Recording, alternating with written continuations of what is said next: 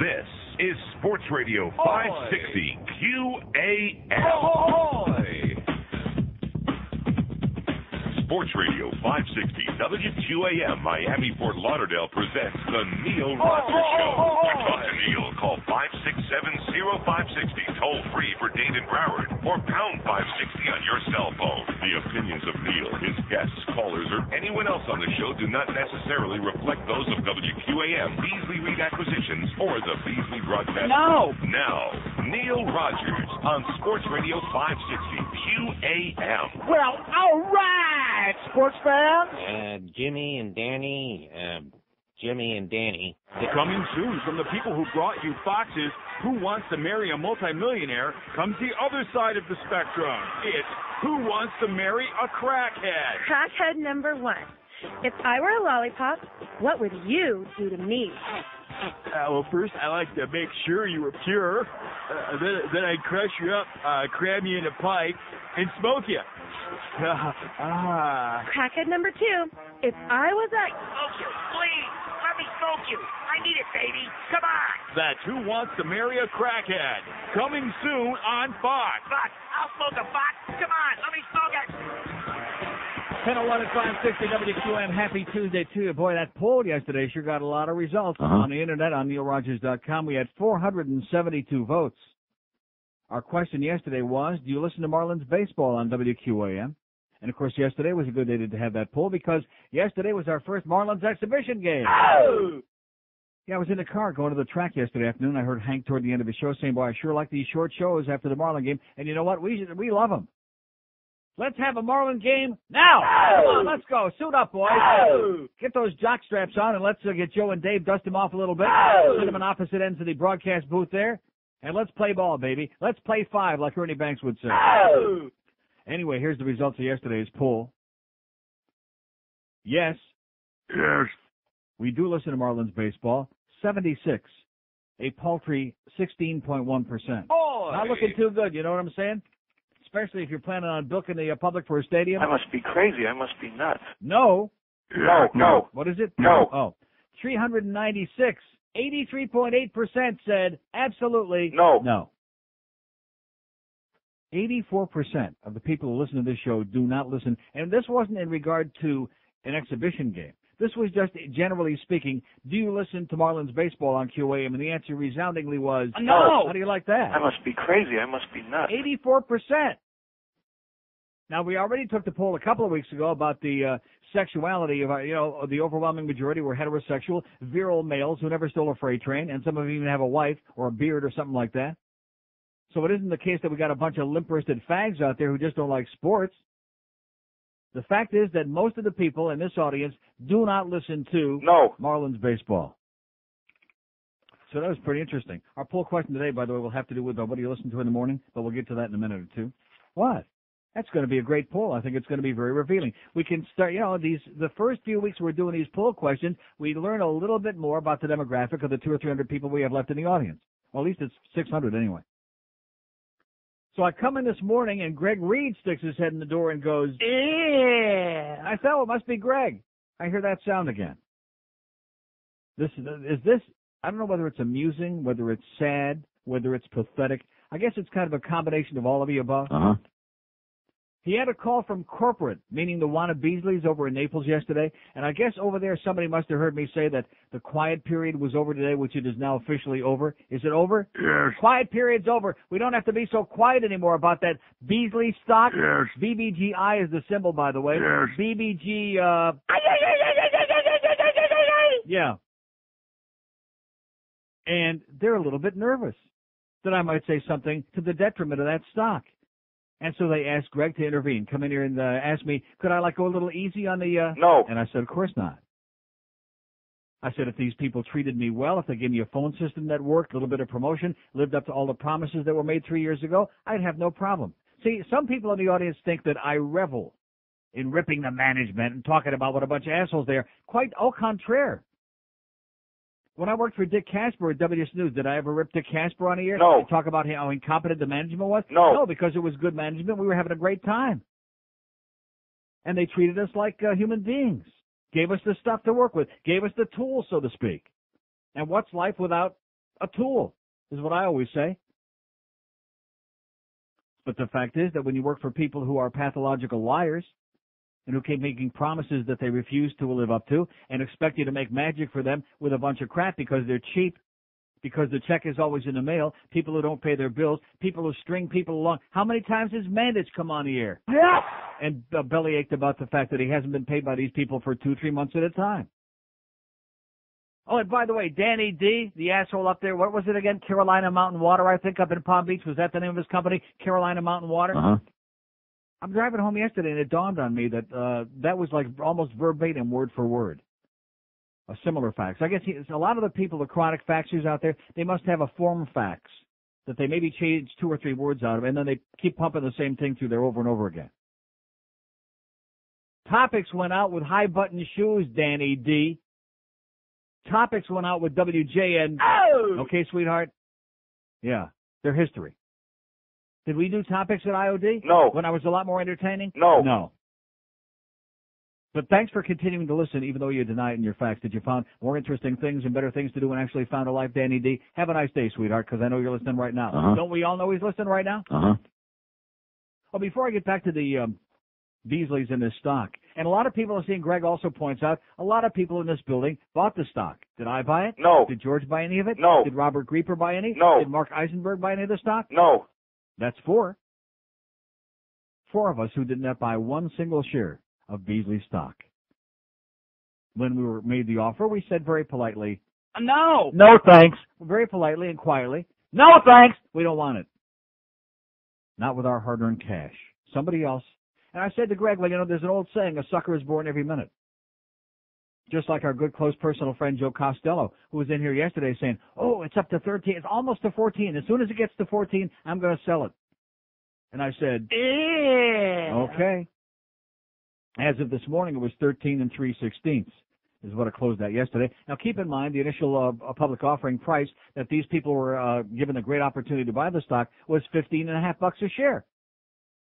It immediately started a nosedive. Unlike most IPOs, the majority of them go up, many of them very substantially. Did this one go up? No. It went down. We got you down. So I could talk about that today or not, as the case may be, and you know what? I have a feeling I probably will. And I told Greg, and I'll tell the Beasleys the same thing right here on the air. I'm astonished that they give me that much credit of having the power. Here's a stock that if you're in Tokyo right now, you can buy it. It's on the NASDAQ. You can buy it if you're in Anchorage, Alaska. No matter where you are in the world, even on Uranus, you could buy this stock. And they think that I've got the power. I have the clout. Yeah, just like Charles Atlas. I'm such a macho guy that I got the clout to drive the price of the stock down. They're worried about that. And see, the interesting thing is if I do say something on the air today and it does by chance go down, even though this morning it looked like the market, generally the NASDAQ especially, was going way back up, I'm almost as powerful as that damn big-nosed prick Alan Greenspan, who opened up his mouth again yesterday, and right away, there went the market in the crapper again. I'm almost as powerful as him. Not quite as big of a nose.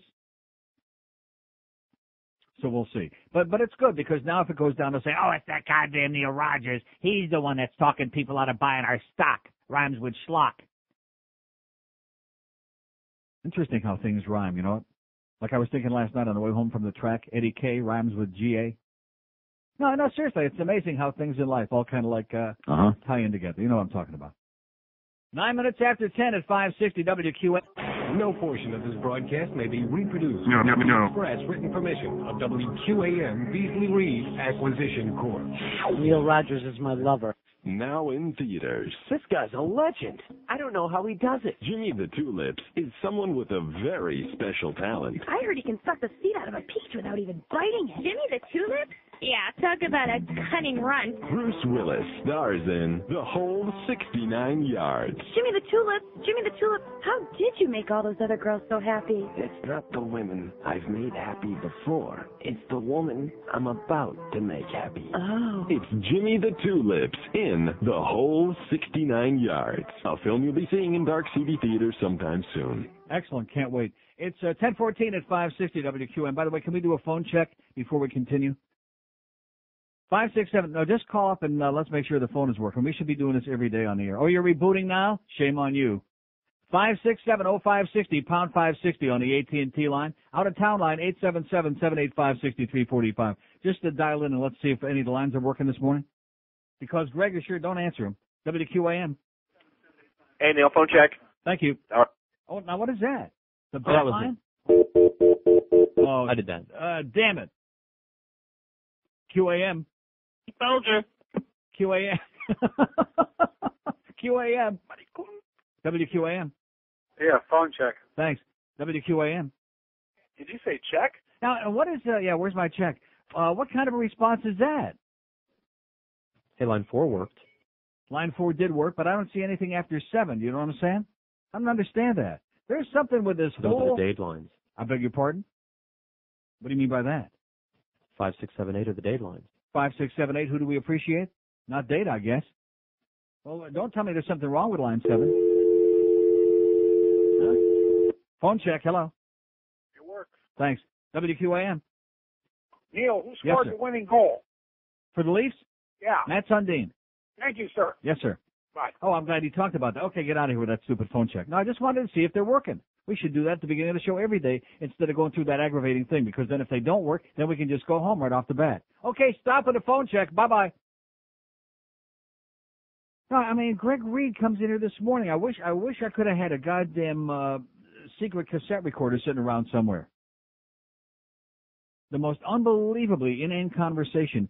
2.5 years of frustration. Even if you're not going to give us any promotion, anything for us, give me a phone system that works to do a talk show for you. That's all. Is that a lot to ask? No. He's like,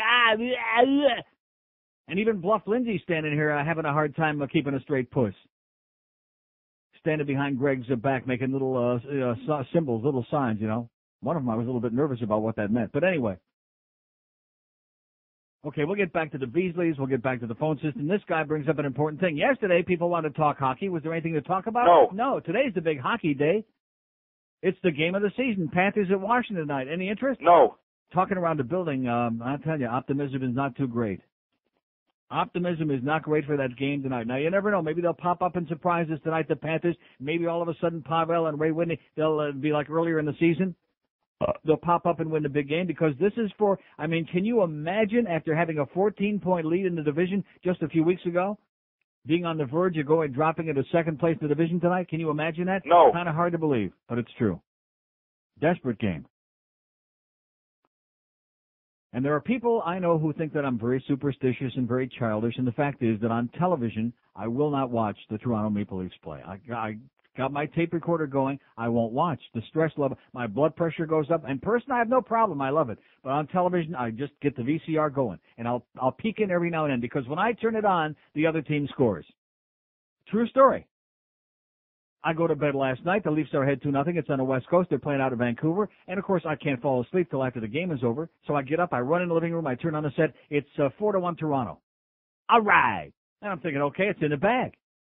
I get up again. I run in. It's early in the third period. It's 5-1 Toronto. 15 minutes to go in the game. I'm saying, all right, no problem. I'm counting the 2 points in the standings mentally. Now I get up a little later. I figure the game is over. Was the game over? Wrong. It's 5-3 Toronto with 2.5 minutes left. I figure, okay, I'll sit here and watch the last couple minutes just to make sure and then stop my VCR. Now Vancouver scores a shorthanded goal. It's 5-4. Now Vancouver scores another goal because the Leaf defense just took the rest of the game off. It's 5-5. They're going to overtime. And I'm thinking to myself, why did I get up and come back in here? How can you blow a 5-1 lead in the third period? So I go back into the bedroom. I lay down in bed. I figure, okay, I'm counting in my mind. 1 minute, 2 minutes. It's got to be over. I go back in. I turn on the set, and the game is over. Take a breather there, big fella. Bring on the oxygen. Thomas to the line. His shot is deflected wide of the goal. I don't think we've had a whistle, have we? No. Markov to Sundin. Thomas in the rush as well. Sundin still with it. Wide shoot. Score! Stevie Thomas has tipped it in. The Leafs win it 6-5. It's deja vu all over again. Both coaches are throwing up at this lack of defensive play. And Thomas gets his stick on a shot that looked like it might be going in anyway by Matt Sundin. And the Leafs after giving up a 5-1 lead, win the game in overtime with 1 minute and 47 seconds left. Oh! There you go. Never a doubt. 10:19 at 560 WQAM. And, of course, we had some misinformation yesterday. I apologize, but don't blame me. ESPN had it wrong. Ray Bork was traded yesterday, but was it to the Philadelphia Flyers? No. No. Nice going, ESPN. That's where I got that from.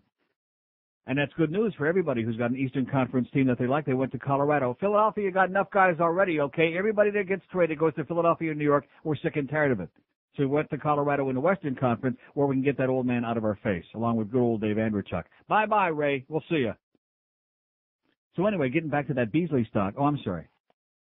Great article by Sherri Winston. Tastes good like a columnist should, who about once a year she writes a decent column that makes sense. Oh, before I get into that, I got to tell you this right now, seriously.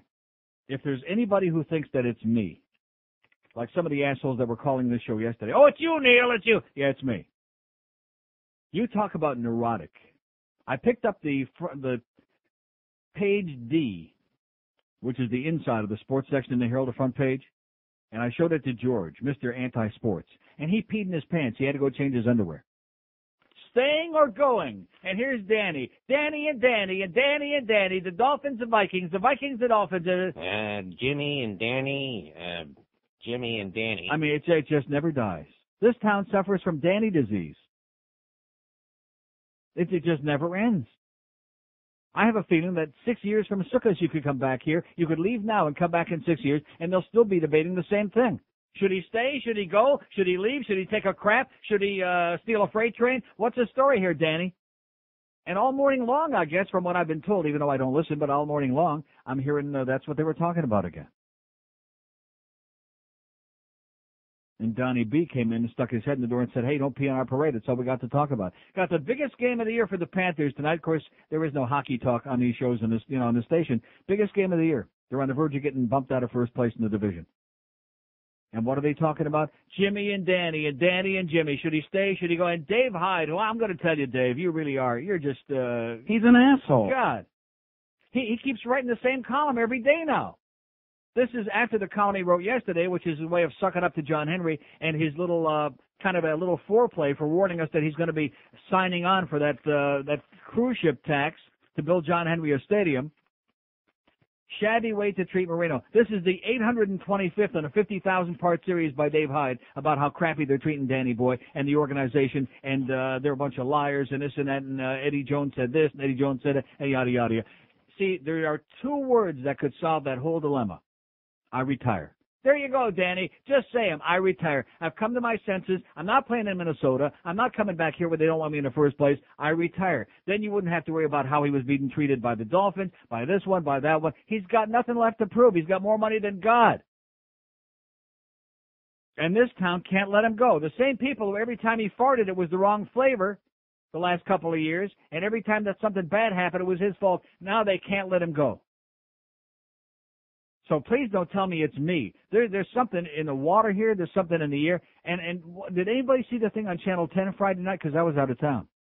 We were running those spots all day, and they were promoting that thing with the Castro deal. Now, for years, you've heard me refer to the woodpecker.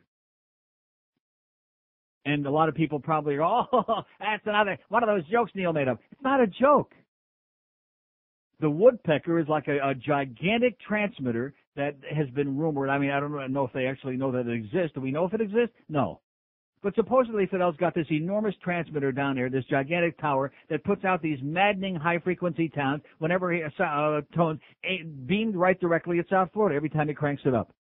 And every time he cranks it up to a certain level, you just roll down your window and you hear all over town. So maybe that's part of it. Maybe that's why what goes on here is so bizarre and inexplicable. Maybe that's why people are driving all over the road like they don't know what the hell side is up. I mean, the fact that they're all stoned out of their minds, that might have something to do with it too, but maybe that's just the frosting on the cake. I think it's the woodpecker is what the problem is. It's got to be. Because these people with a straight face, this has got to be the 50,000th article I read with the same headline and the same thing. Shabby way to treat Marino. This has been going on for weeks and weeks and weeks and weeks. God, get a frickin' life. And like I said, you got the biggest hockey game of the season for the Panthers in Washington tonight. Do or die, at least for the moment. And they're writing about Danny again, the same old, terminal, tired crap. Jimmy and Danny. Yeah, that's all they know from. Like a one-note Charlie, this town. Anyway, Sherri Winston writes, $400 million buys a lot of green eggs and ham, but I'll pass, she says. Nice going there, Sherri, who usually writes bozo columns. She's not too bright. Sherri Winston, but nevertheless. I'm not going to read the whole thing. She talks about all the better uses that we would have if we're going to tax the cruise ship people, just like what I said. I think Sherri got her column from this show again. Could be. She says, I can't get beyond the tattered, shattered state of public education in Miami-Dade County and throughout South Florida. D schools, F schools, portables, too few teachers, campuses that resemble minimum security jails. The future should be about better education. And if you can't get behind that, heck, I would rather see a cruise tax that added better police training or road planning. Goodness knows Dade could use help in those areas too, says Sherri Winston. But baseball?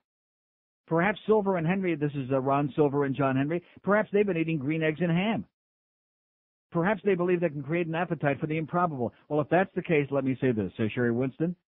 The Marlins tax I will not pay. I do not pay to watch them play. I do not care if the plan gets scrapped. I do not care if salaries were caps. I should not pay more tax to sail, not for baseball, let them fail. When schools still struggle, do parents dare build a stadium? Is that fair? Let owners pay for their new home, new place to stay, new fancy dome. But voters stand and say, no way, the Marlins tax. This Marlins tax we must not pay. Nice going, Sherri Winston. Nice going like a columnist should. Nice going, sweetheart. All right. You see, John Henry? No matter how you try to package it, no matter how you try to frame it, no matter who you try to paint as the adversary, the fact is the public says... I must be crazy. I must be nuts. The answer is still no. No. 472 votes on our internet, on our website yesterday. Do you listen to Marlins baseball on WQAM? 396 no, 76 yes. 84% said absolutely no. There is no interest. Don't you understand? There is no interest. And just like Sherri Winston says, just like I've been saying, we got this pressing need for all of these other things, all of these things. And here's this little boring twerp of a man who comes along and says, oh yeah, well, I got a real creative way. If it didn't go work this way, it'll work some other way. He keeps throwing up these trial balloons, and they keep like busting before they even get off the ground. Ain't gonna happen, sweetheart. If I was John Henry, I'd be on the phone right now with people in Washington, D.C., with businessmen in Poughkeepsie and Batavia, anywhere. Want to buy a baseball team? We'll pack them a sandwich. Be nice knowing you, but don't let the door hit you in the ass on the way out. That's the clubhouse door. See ya. No interest. 26 after 10 at 560 WQAM. We got your sports right here. Yeah! Sports Radio 560 QAM. Want a lollipop, little boy? The artists. The music that shaped our lives. Welcome to Where Are They Now 2025. His name is Ricky Martin, and 25 years ago, he was a phenomenon. His agents predicted back then his career would only get hotter. They were right. Ricky Martin, where are you now? Would you like another towel for your steam bath, sir? That won't be necessary, Ricky. Just keep your eye on the thermometer for me. 10:31 at 560 WQAM. So anyway, getting back to this Beasley stock, BBGI, Beasley Broadcast, which I noticed that neither one of our newspapers has discovered that's a local stock yet. No. Maybe they just don't want to dignify it by listing it with the 842,000 other local stocks they have listed in their local stock section every day. So at any rate, the people over there in Naples, I guess, are a little bit nervous that now that the quiet period is over and they can't keep some of us quiet anymore, that I might come on here and say something that might cause the stock to go down. First of all, that's the most ridiculous thing I ever heard in my life. There is absolutely no way in the world that I got the power. I can't even get the goddamn people in the audience to call the show. I got the power that I'm going to cause people to invest or not invest or sell their stock just because it's a piece of crap. Just because this company is basically operated like a bunch of fly-by-night floozies, because we have pathological liars involved in the management of this radio station, would that make the thing go down? No. I don't think so. I mean, we could call my good friend Ted David up there at CNBC and say, oh, you know, that BBGI, Beasley Broadcasting, we could say it's a piece of turd, and maybe that might do it, but I doubt it. See, if people believe in this company, more power to them, just like the people who work here that were sold a bill of goods. And a lot of them aren't too happy about it. And they're not pissed off at me. They're pissed off that they were sold a bill of goods, that they were buying in at 15.5, and this thing was going to be 30, 35, 40 before you know it. And they were going to, like, make thousands of dollars overnight. Did that happen? No. Is it likely it's ever going to happen? No. No. And, of course, I really have very little sympathy for most of those people, because if you work for a company, you should have some idea of what kind of business people they are.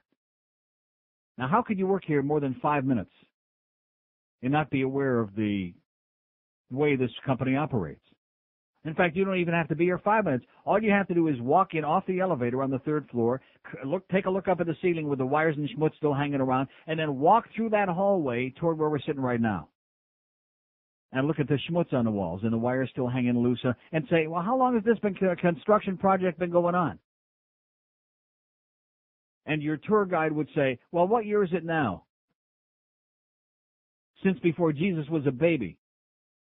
And you'd say, gee, I wonder why that is. I wonder what that's all about. And it's interesting that in the initial offering, and I have the information here from the Internet back on February the 11th, the Beasley people said they would use the net proceeds from this offering to reduce borrowings from its credit facility and repay debt, some of which is owed to members of the Beasley family who run the company. Now, what does that really mean? Does that mean that they're trying to use this money to crawl their ass out of debt? That's what it sounds like to me. Huh? And, of course, we see the way that this crappy old phone system that's been sitting here for 2.5 years, that you hear me bitch about every goddamn day, and you hear all those funky sounds that come out of it all the time because it's a piece of crap. It would have taken some investment on their part. And as it turns out, the thing is still in the mail, by the way. It's still on the way as of 8:45 this morning. As of what Greg Reed told us this morning, he said, just like the check, the phone system's in the mail too. Cheap. Cheap, cheap, cheap. To the point of obsessively cheap. To the point of giving you as little as humanly possible to try to force you to fake your way through. Just like that building that they used to work with over there on Sheridan Street. As Hank used to refer to it, the rat-infested, bug-infested. What kind of slobs expect people to come to work for them in that kind of environment? What kind of scumbags? What kind of lowlifes expect to provide that kind of facility and have you show up every day? The only problem is they did it because they could get away with it. And especially, you see, this is what's happened to our once great industry. Now companies get away with whatever the hell they want to get away with because there's only like 6 companies left. And in this market, there's basically 3. You got Beasley, you got Clear Channel, and you got Cox. And I mean, you got some others, but generally speaking, those 3 are the big shooters that own the largest number of stations. And above and beyond that, it doesn't make a bit of difference. So what choices have you got? If you're the talent, where else are you going to go? Is there anywhere to go? No. If you're a listener, I mean, if you're not listening to some crappy station owned by Clear Channel, the odds are maybe you'll be listening to some other crappy station they got. Or whichever one of the 3 companies it might be. The FCC has basically destroyed the broadcast business as we once knew it. For the listener, for the talent, for everybody except for the greedy owners. Just like that thing the other day about Clear Channel buying that, whatever the hell that internet company was, $4 billion. $4 billion! And can you imagine if you're working for that company and you put in long years of hard work for them or whoever used to own the station before you were sold to them? And you work for peanuts, you work for crap, and they're always crying and moaning, oh, gee, well, it's not in the budget and we can't do this. That's why they call them Cheap Channel, by the way, the people who know that company best. And then you read, oh, $4 billion purchase by Clear Channel, and the stock is up to 72 and whatever the hell it is. See, that's all everything is about anymore. That's all it's about, is how much we can make the stockholders, how we can goose the stock up, and how a small handful of very selfish, greedy people, how much more can they make? It's like the Dan Marino thing. How much more does he need? How much more does Wayne Hypinga need? How much more does John Henry need? How much more does Mickey Arison need? I mean, I'm making very good money, but how about you schleppers out there that work your asses off and aren't making squat, George? Maybe how about leave a little piece of the pie for some of those people, huh? Leave a little something for them. No. No, of course not.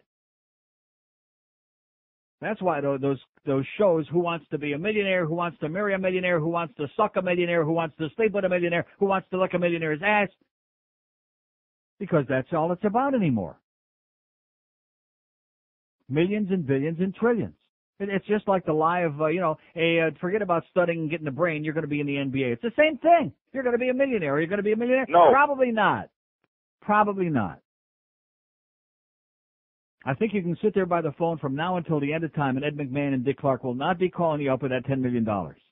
And we just won't be on the phone inviting you on that stupid show. I don't think it's going to happen for most of you.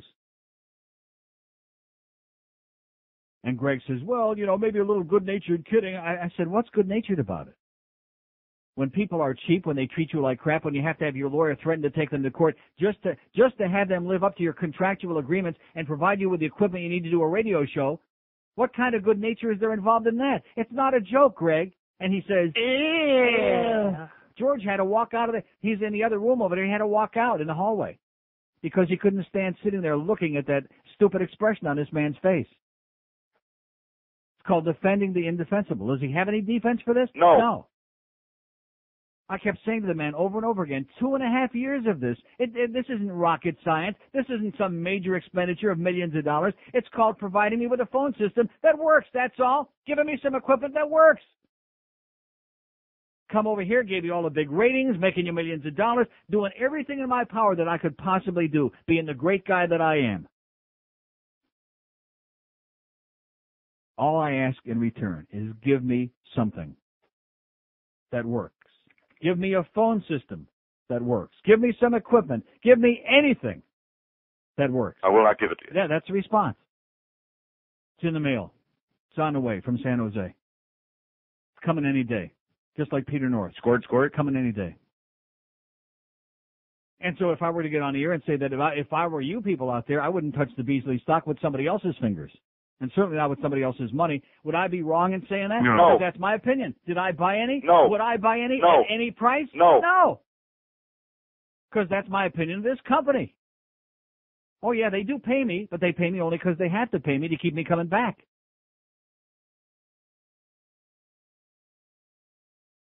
Very sad. And if you're that stupid over there in Naples, if you're really that dumb that you still don't get it, all I can say to you is just exactly what Greg said here this morning. Yeah. Exactly, which I think you can relate to that. You can understand that language. We're the bomb. Sports Radio 560 QAM. Come on in and lay down on my couch. Good morning, class. My name is Al Gore, and I'm one of the men that's running for the office of the president. Now, I was in second grade, believe it or not, once myself. Now, who knows what a president is? Yes. You know what a spitball is? I'm sorry, do I know what a Well, a president is someone who's sort of in charge of running the country. Who knows what a country is? Yes. Oh. Well, a country is not another spitball. A country actually is like a large area of land. And I'm going to take all you kids and put you on sort of a giant school bus and take you all on the Prosperity Superhighway. Who knows what prosperity might be? Yes. Oh. You know, kids, there's a thing called disrespect, and you know what that is, don't you? 10:45, it's Stupid Tuesday, by the way. How could we forget about that? Didn't you forget about that it was Stupid Tuesday? I sure did for about an hour or two. Because, well, I was listening to Greg going over and over again in here for a half hour this morning. I was so underwhelmed by his performance, by his repeating the same idiotic, monotone things over and over again. It was kind of pathetic. Tragic, Greg. Weak performance.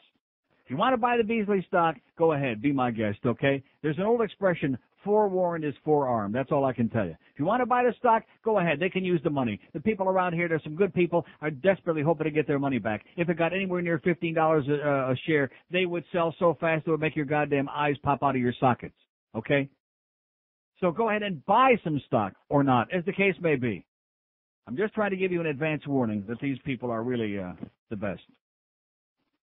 5670560, pound 560 on the AT&T wireless line. Here's a mobile traffic report in Fort Lauderdale. Hello. Hi. I got on I-95 going north, at Sheridan Street, and it was almost stopped southbound past 595. Oi! All the way down there. Wow. Something bad going on. Who knows? Okay. But another day in South Florida. Another day in paradise. Thanks for the warning, sweetheart. Bye. Bye-bye.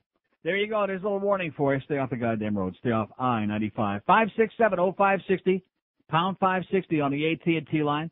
Out-of-town line, 877-785-6345. Here's Miami. Hello. Yeah, I just want to know, what are you, some kind of fruitcake or something? Yeah. Here's a mobile in Hollywood. Hello. Hello? Yes, sir. Yeah, hi. I couldn't call yesterday, but I heard you talk about Dave Hyde to call him. These guys are out of their minds. Does he really think that this is going to have one iota of impact on Mickey Harrison? Yeah. The $4 is coming from people who are going to take cruises, supposedly. Right. You're going to get $4. You're going to make $200 million or whatever you're going to make. Give it to something important. Right, exactly. That's the issue. Is if we do agree to impose more taxes, where does the money go? What do we use it for? It's not a question of whether we like Mickey Harrison or does he pay any taxes. We all know the answers to that. But what are we going to use the money for? Absolutely. More importantly, I mean, I know you're a hockey fan, but I don't think we should give money to any of these guys for anything. Right. They buy things. They know what the out. I made a comment yesterday. I'll say it again today in case you missed it. As much of a hockey fan as I am, and the Panthers and all that good stuff, we didn't need a hockey team in this town. If they would have said no, I'm building that arena, even though it's right close by my house and that's convenient from a selfish standpoint. If they would have said no and the team would have moved someplace else, life would have gone on. This isn't a hockey town. This isn't a sports town. We got already a whole bunch of buildings that are mostly half empty all the time. And the worst thing is, these guys buy things, they know what the upside and downside is, and then they convince some politicians to do whatever they want. Right. They don't have to worry. They're not making business decisions. They're just making money decisions, figuring that they're going to get bailed out because they'll give somebody free tickets, and these people, nothing matters to these people. And by the way, the hockey game tonight is important, but if Washington wins, it doesn't matter because they're losing the first round of playoffs anyway. Well, see, the problem is that nobody cares about this. Yesterday I had 55,000 hockey calls, inane stuff that had nothing to do with anything, and now we got the biggest game of the year coming up tonight, and what's everybody all whipped about? Oh, Danny, is Danny staying? Is he leaving? Is he coming? Is he going? Has he got diarrhea? I mean, this is it's like an illness. It really is. I moved down here in 72, and I learned to hate the Dolphins because from June till September or whatever, all you hear about is Dolphins. Well, what do you mean? What do you mean June? Well, I mean, this is the last time I checked. It's the 7th of March. No, but what I'm saying is, even when it's not football season, all you hear about is football, nothing else. Remember, in those days there was no basketball, no hockey, no baseball, no nothing. And now we have all the other things, and that's still all you hear about. That's all they know. Have a great day. Yeah. 7th of March. Danny, you can't leave, and gee, they're treating you so bad, and you don't want to go play up there in that goddamn frigid north, even though it's an indoor enclosed stadium, and yada, yada, yada. One call on the board, baby. It's going to be just like yesterday all over again. Deja vu all over again. The only difference is going to be my reaction. Yeah, that was bad on my part yesterday. Letting these assholes change my life. Not going to happen ever again. Want to play the game? Fine. If not, 567-0560, pound 560 on the AT&T line. Open line on the world-famous line, 877-785-6345. Here's a mobile in Miami Springs. Hello? Hello? Yes, sir? Hey, Neil, how are you? First time, long time. All right. Big report, Miami Springs, corner of Leon Road and Royal Ponciana. Make sure you stop, count to 3, then turn right. Okay. They're even giving you little keychains that says stop. The full stop, the rolling stop police. Yeah, it's but check this out. It says it on the ticket. Like they put like a little note on the side. Yeah. It says stop red light running week. So they're out to get you. Great. Okay, thanks for the good news. Later. Thanks. I'll sleep better tonight. 567-0560, pound 560 on the AT&T wireless line. Here's a mobile in Fort Lauderdale. Hello. Hey, what do you think of the presidential race, Neil? Meaning what? What do you think's going on? You think Bradley's going to knock out? Do I think he's going to knock out? Well, going out of the race? Today is the end. Today is his finito, his farewell. And what do you think of McCain and Bush? What do I think of them? What do you think today? You think they're over? What do you do? That's what I think of them both put together. You don't like McCain? Why would I like McCain? What do you like about him? I think he's an honorable guy. He served his country. He served his country. Wars. Let me ask you, how about all the other millions of people who serve their country in the military? Should they be president? No, but they're honorable. They're honorable. This man has got a 17-year voting record in the Senate of right-wing votes on every issue you can think of, from gun control to abortion and everything down the pike, and he's honorable? What does that mean? See, you're getting sucked in by the hype again, man. He's absolutely nothing. Well, I don't know his record entirely, but I think the guy's an honorable guy. What do you know about his record? I think he's conservative, and I like that. He likes to cut taxes, which I like that. Uh-huh. And gun control. I thought that Bush was the one who was in favor of cutting taxes. They both are. No, Bush is the one that wants the big tax cut. They both want tax cuts, but Bush wants the greater one. So in other words, you're against the woman's right to choose on abortion? Well, I don't agree with him on everything. Yeah. Well, what do you agree with him on? Well, cutting taxes, number one. And what else? Number two, actually, I think we should strengthen the military, put more money into that. Yeah. Which I think we've lacked through the Clinton administration. And isn't Bush for that? Yeah, I mean, I like both candidates, but I think McCain is a more honorable person. Okay. See at the Hanoi Hilton. Okay. How sad. But again, this guy, he would vote for either one, which is okay. He's a Republican, so therefore that's the choice he's got. 567-0560, pound 560 on the AT&T wireless line. Here's Delray Beach. Hello. Yeah, hello there. Yes, sir. You know, all this talk about Mr. Henry and Bill wanting the cruisers to pay for a stadium. Yes, sir. I come from Maryland, where Abe Poland built the Capitol Center for his Bullets. Yeah. Where Jack Kent Cooke built his own football stadium. Yes. For his team. Right. Where Poland and MCI built a indoor stadium in Washington, D.C. without taxpayers' money. That nobody goes to, right.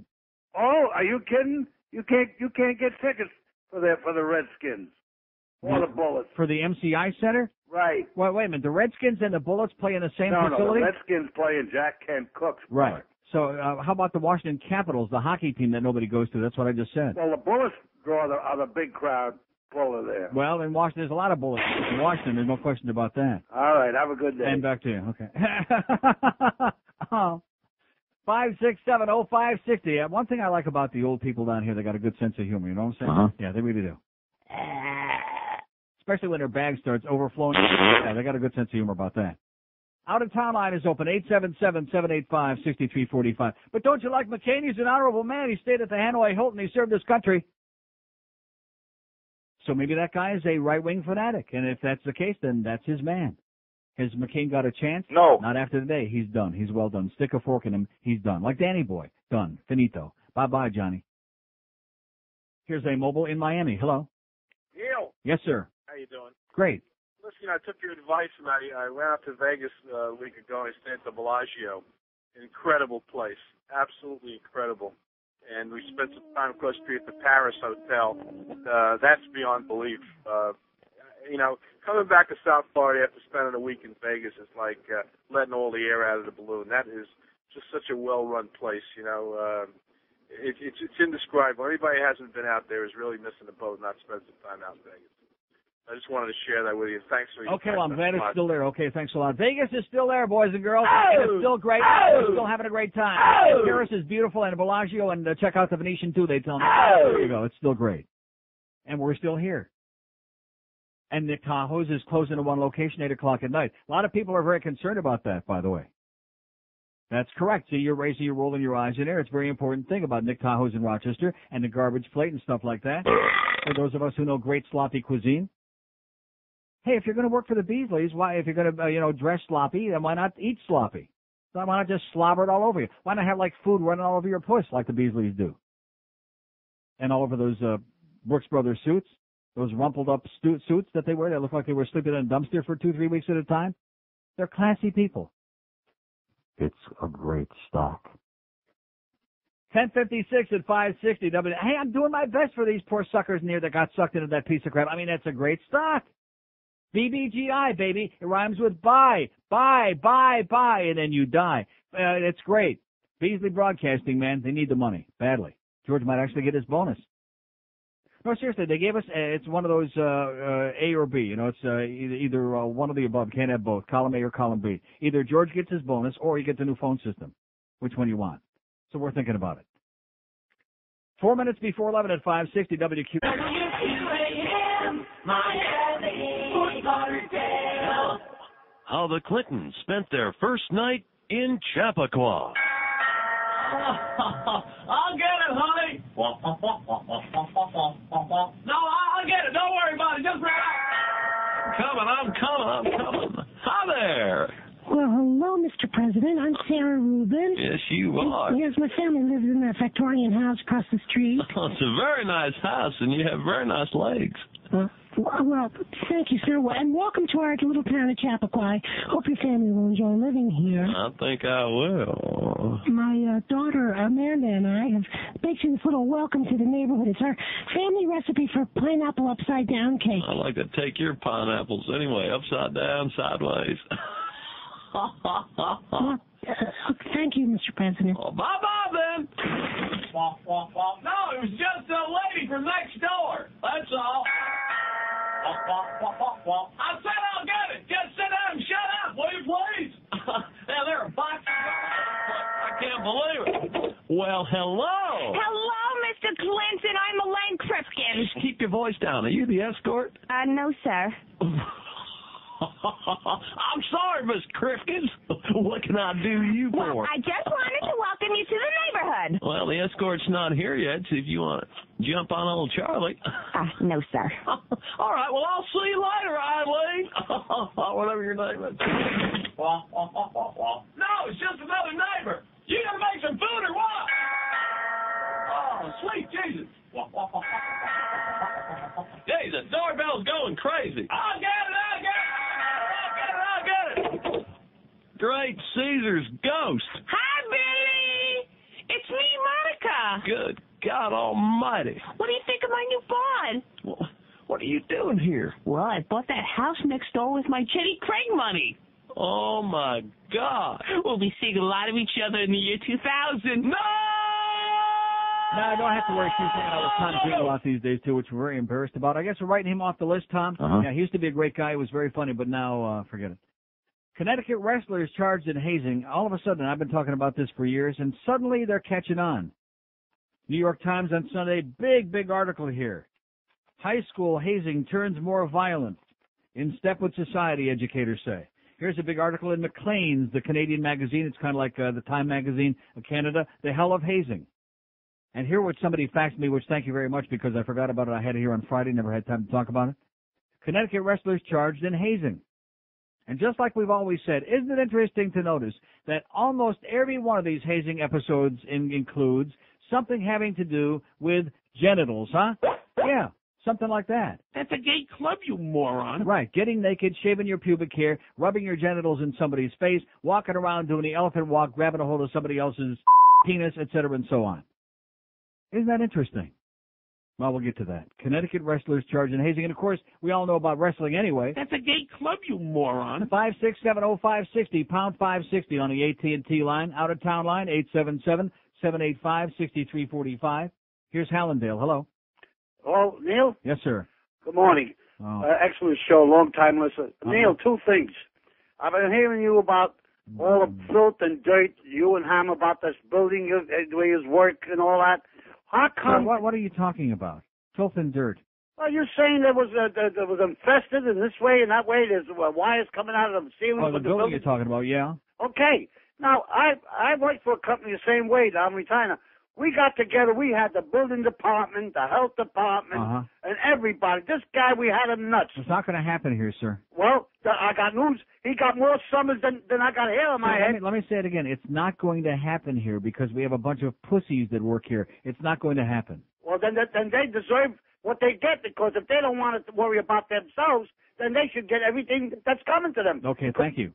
567. Are we going to talk to anybody under the age of 1,000 here today? No. Oh, okay. And by the way, Faxer points out that the Washington Bullets have been the Washington Wizards for the last several years now because Bullets got everybody nervous up there, just like they do down here. But that's okay because he's still living like 100 years in the past. Does he know the Washington Capitals? No. You ever heard of that? No. 5670560, pound 560 on the AT&T line. Out-of-town line is open, as almost all of them are. 877-785-6345. Here's a mobile in Miami. Hello. Neil. Yes, sir. Hey, I'm just calling to say I love your show. The farting noises really make my day. And go Panthers. Here's our last call, Fort Lauderdale. Hello. Hello, Neil. How are you doing today? Okay, right where we left off yesterday. Hey, my pharmacy myself. doctor tried to kill me a couple months ago.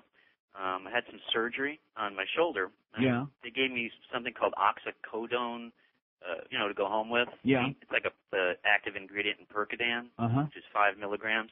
Well, the pharmacy gave me something called OxyContin, which is 40 milligrams. Yeah. So I take this pill. It's like taking 8 freaking Percodans. All right. Can you believe that? No. I mean, why can't they print out these pharmacy receipts rather than doctor scribble? Because it's in code. It's crazy. Mhm. 3 letters and, They like I almost code. die. Yeah. Well, it's the quiet period now. They're going to be hearing from me. Okay, good luck, pal. Sue the Bye-bye. ass. Good luck to you. And don't forget me, by the way, when you're done. Loan me $50. Okay, no calls. That's it. That's the end of our calls today. Let's give the poll question for our website, and then we can play music. A nice, peaceful day the rest of the day. Or maybe we'll just, how about we play yesterday's Marlin game all over again? Uh-huh. How does that sound? I'll go get the tape. Okay, great. George is going to get the tape of yesterday's Marlin game in case you missed it against Kansas City. I bet you it was a rip snorter. Our poll question today, which if Eric is, which I'm sure he is on top of it right now, what show do you listen to in the morning? For those 20 people who are still listening to this show, which is obvious they're all gone. Tried to tell you that, Greg. Our audience is gone, baby. Since that OJ golf tournament, they have fled like we have leprosy on this show. But nevertheless. And here are the choices. What radio show do you listen to in the morning? The First Team, Howard, Paul Castronova, Rick and Suds, Y100, Power 96, or other. That's an awful lot of choices, but we can handle it. What radio show do you listen to in the morning? This is on our website, our poll of the day, neilrogers.com. First Team, Howard Stern, Paul Castronova, Rick and Suds, Y100, which we don't want to mention footy on there by name, do we? No. Power 96, which we wouldn't mind mentioning Shabelle Griffin by name, but why bother? Power 96 or other. Just kind of out of curiosity to see what our 10 listeners that we still have here listening in midday, what they listen to in the morning. 5670560, pound 560 on the AT&T line, 8 minutes after 11 at QAM. Don't buy a house. Attention, ladies and gentlemen, for your amusement, today you can step right up to the Neil Rogers table for WQAM. Spin the wheel and win a prize.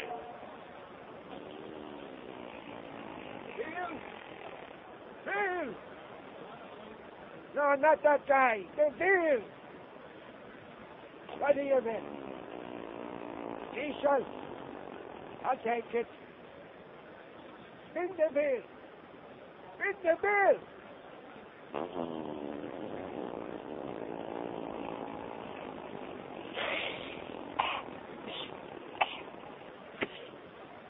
But I'm in a hat. Who's this guy over here? What's he doing? You who? No, I didn't say spin the wheel. I said, who's Neil? Hey, Neil, how you doing? Is that all you do is you just sit there? Don't you get up and dance or something? Entertain it. Come on. I gotta digest this muffin I had earlier. I'll sit here and watch. Come on. Get up. Start dancing for it. That's it. That's boy. I need a free cup. I'll get my free cup.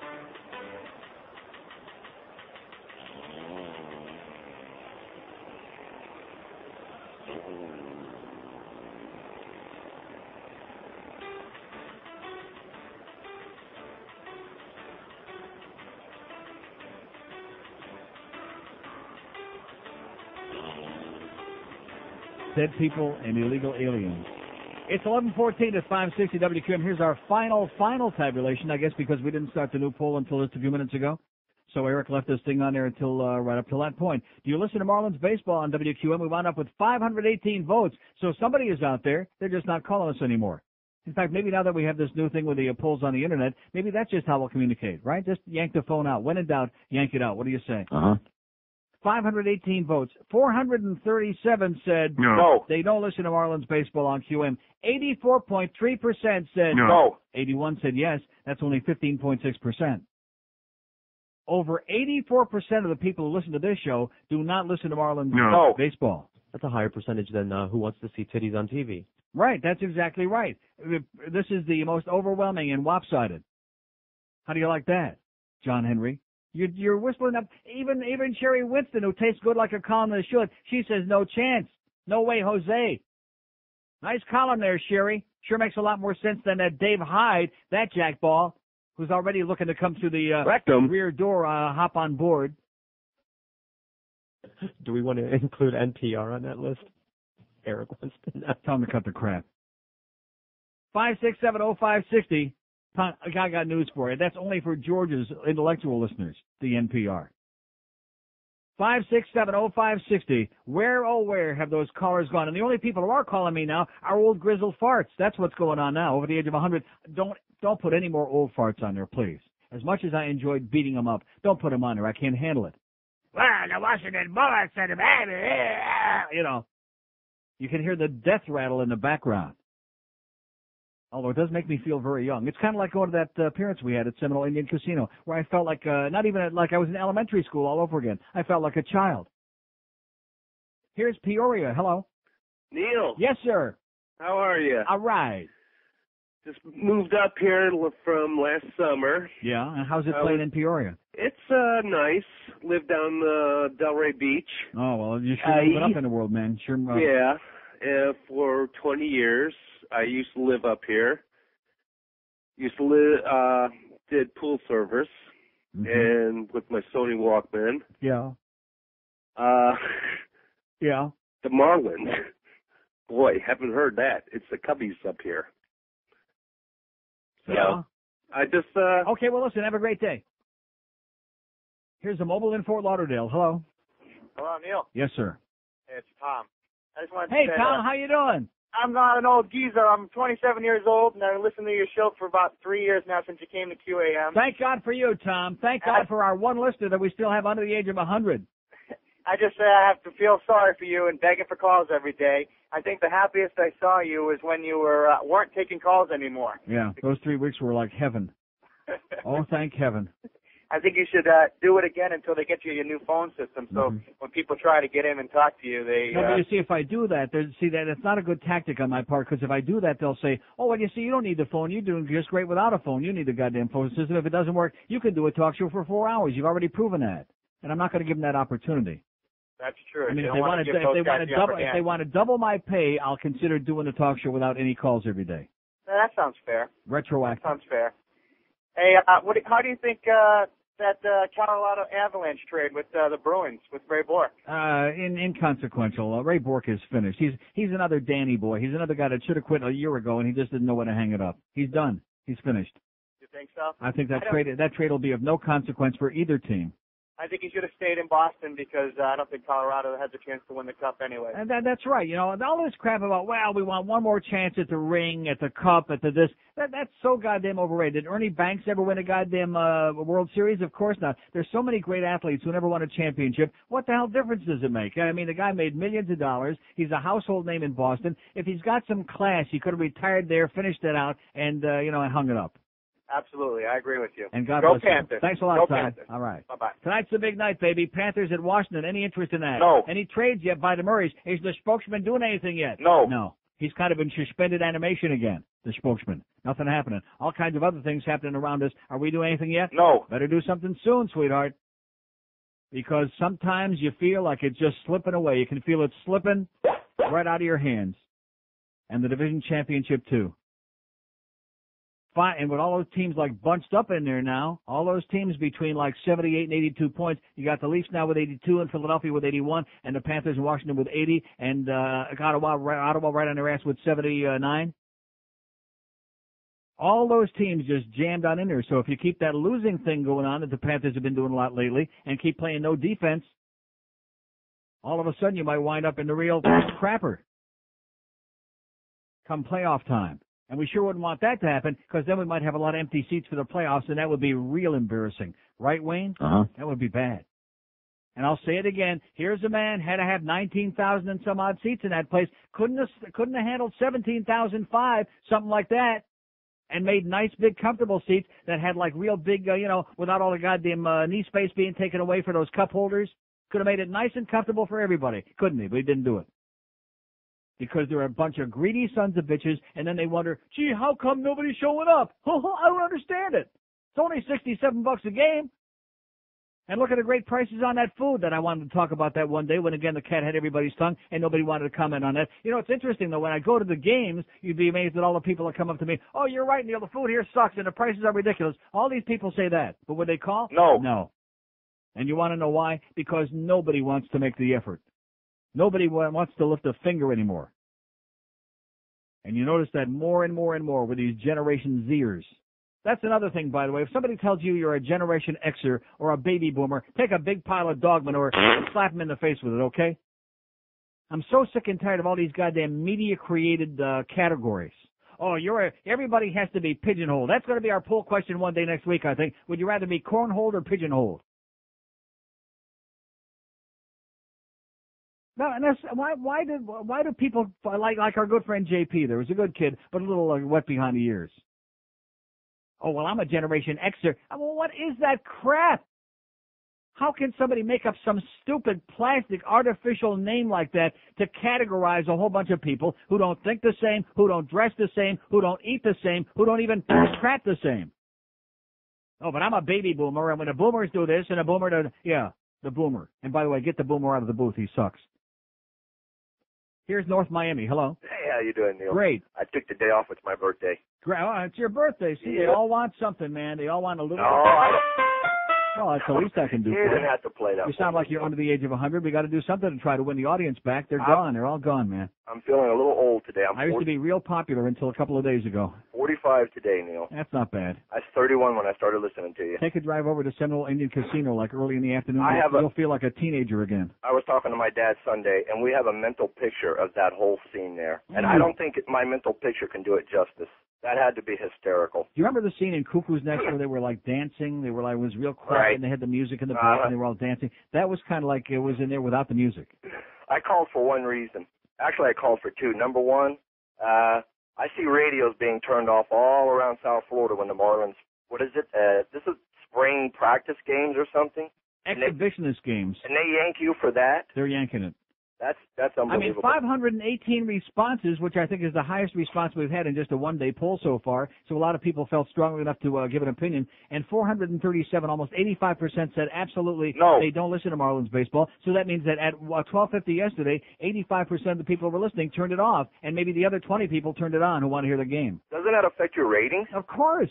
Okay. Well, I have one. My ratings, Hank's ratings. Oh, God. One request, Neil. Yes, sir. I won't call for another year and ask for anything else. Farmer's daughter. You got it. Thank you, sir. And have a happy. You too. He's only 45 years today. Oh, what is he? Yeah, I wish I was 45 again. I wish I was 25 again. And I knew what a bunch of assholes the Beasley were. Oh, God. I don't want to start saying anything about that stock. See, if you treated people well, if you paid your bills, if you paid people when they're supposed to get paid, maybe people would talk good about you instead of talking the truth, which is you're a bunch of scumbags, okay? Beasleys? A bunch of measly scumbags, wannabes. Oh, they got this stock offering. They're going to be big shots. So why should it come as any surprise to anybody that it started off right from the first day as what they call a broken offering? Like broken down old secondhand, like all of our equipment, broken down offering. Yeah, I could go back. I could do the rest of the show on that. Oh yeah, could you get Neil to kind of like ease off on that? We don't want him to hurt our price of our stock. So see, now they got a good alibi. You ought to thank me. Now you got an alibi. When the stock goes down to 10 or 8 or 7 or whatever it's going to go down to, you can say to all the disgruntled employees that you sold a bill of goods, oh, it's that goddamn fat fag over there in Miami. He's the one that drove the stock price down by bad-mouthing it. By telling the truth. How many people in this building have put in their expense accounts and have waited weeks and months and years and lifetimes to get paid by these people? How about that poor bastard up there in Philadelphia? They were faxing, had the wrong phone number like everybody else out there, the wrong fax number, kept faxing us for his goddamn $225 or whatever it is, who did some engineering work or whatever on a goddamn Marlins Phillies games up there in Philly. That was last year. Every couple of weeks we get another, you could see the teardrops on the goddamn faxes. Please, this is my 800th request for my $225 for working for your goddamn cheap-ass radio company. Please send me my check. How'd you like to have to be poor Miriam downstairs there? Our accounting lady. And you wonder why she's in not the best of health? How'd you like to be her? Having to be the spokeslady liar for the company. Oh, the check is in the mail. I experienced it myself before I even started here. they have her, she has to, fend off all the creditors. See, if I'm a company that goes public, and I expect people to invest in my company because I'm a good business person, I'm going to expand and make them a lot of money, how can I possibly expect them to do that when I don't want to pay my bills? When George has to wait for his goddamn bonus until it's absolutely the very last paycheck before it says in the agreement that he finally got them to put in writing, the very last moment that they can possibly pay him, that's when he gets it. Did you ever get it early? Before they had to pay it? No. No. The answer is no. No. Yes. No. What was it again? No. That's what I thought you said. 26 past 11 at 560 WQAM. In other words, act like a mensch, and I'll treat you like a mensch. Act responsibly, and we'll treat you with some respect. Put a goddamn system in here that works. Give us some equipment. We're not talking about billions of dollars. And this man talks about, I'm going to be doing a show from Toronto. I'm going to be doing a show from Amsterdam. I'm going to be doing it from Batavia, New York. From a studio that they're going to build. Does anybody believe that? They can't build a studio here in Miami that works. Although we do have a segment of the audience out there that misses those goddamn sounds on the phone. They miss those. You know what I mean? Yeah, I know exactly what you mean. 26 past 11 at 560 WQM.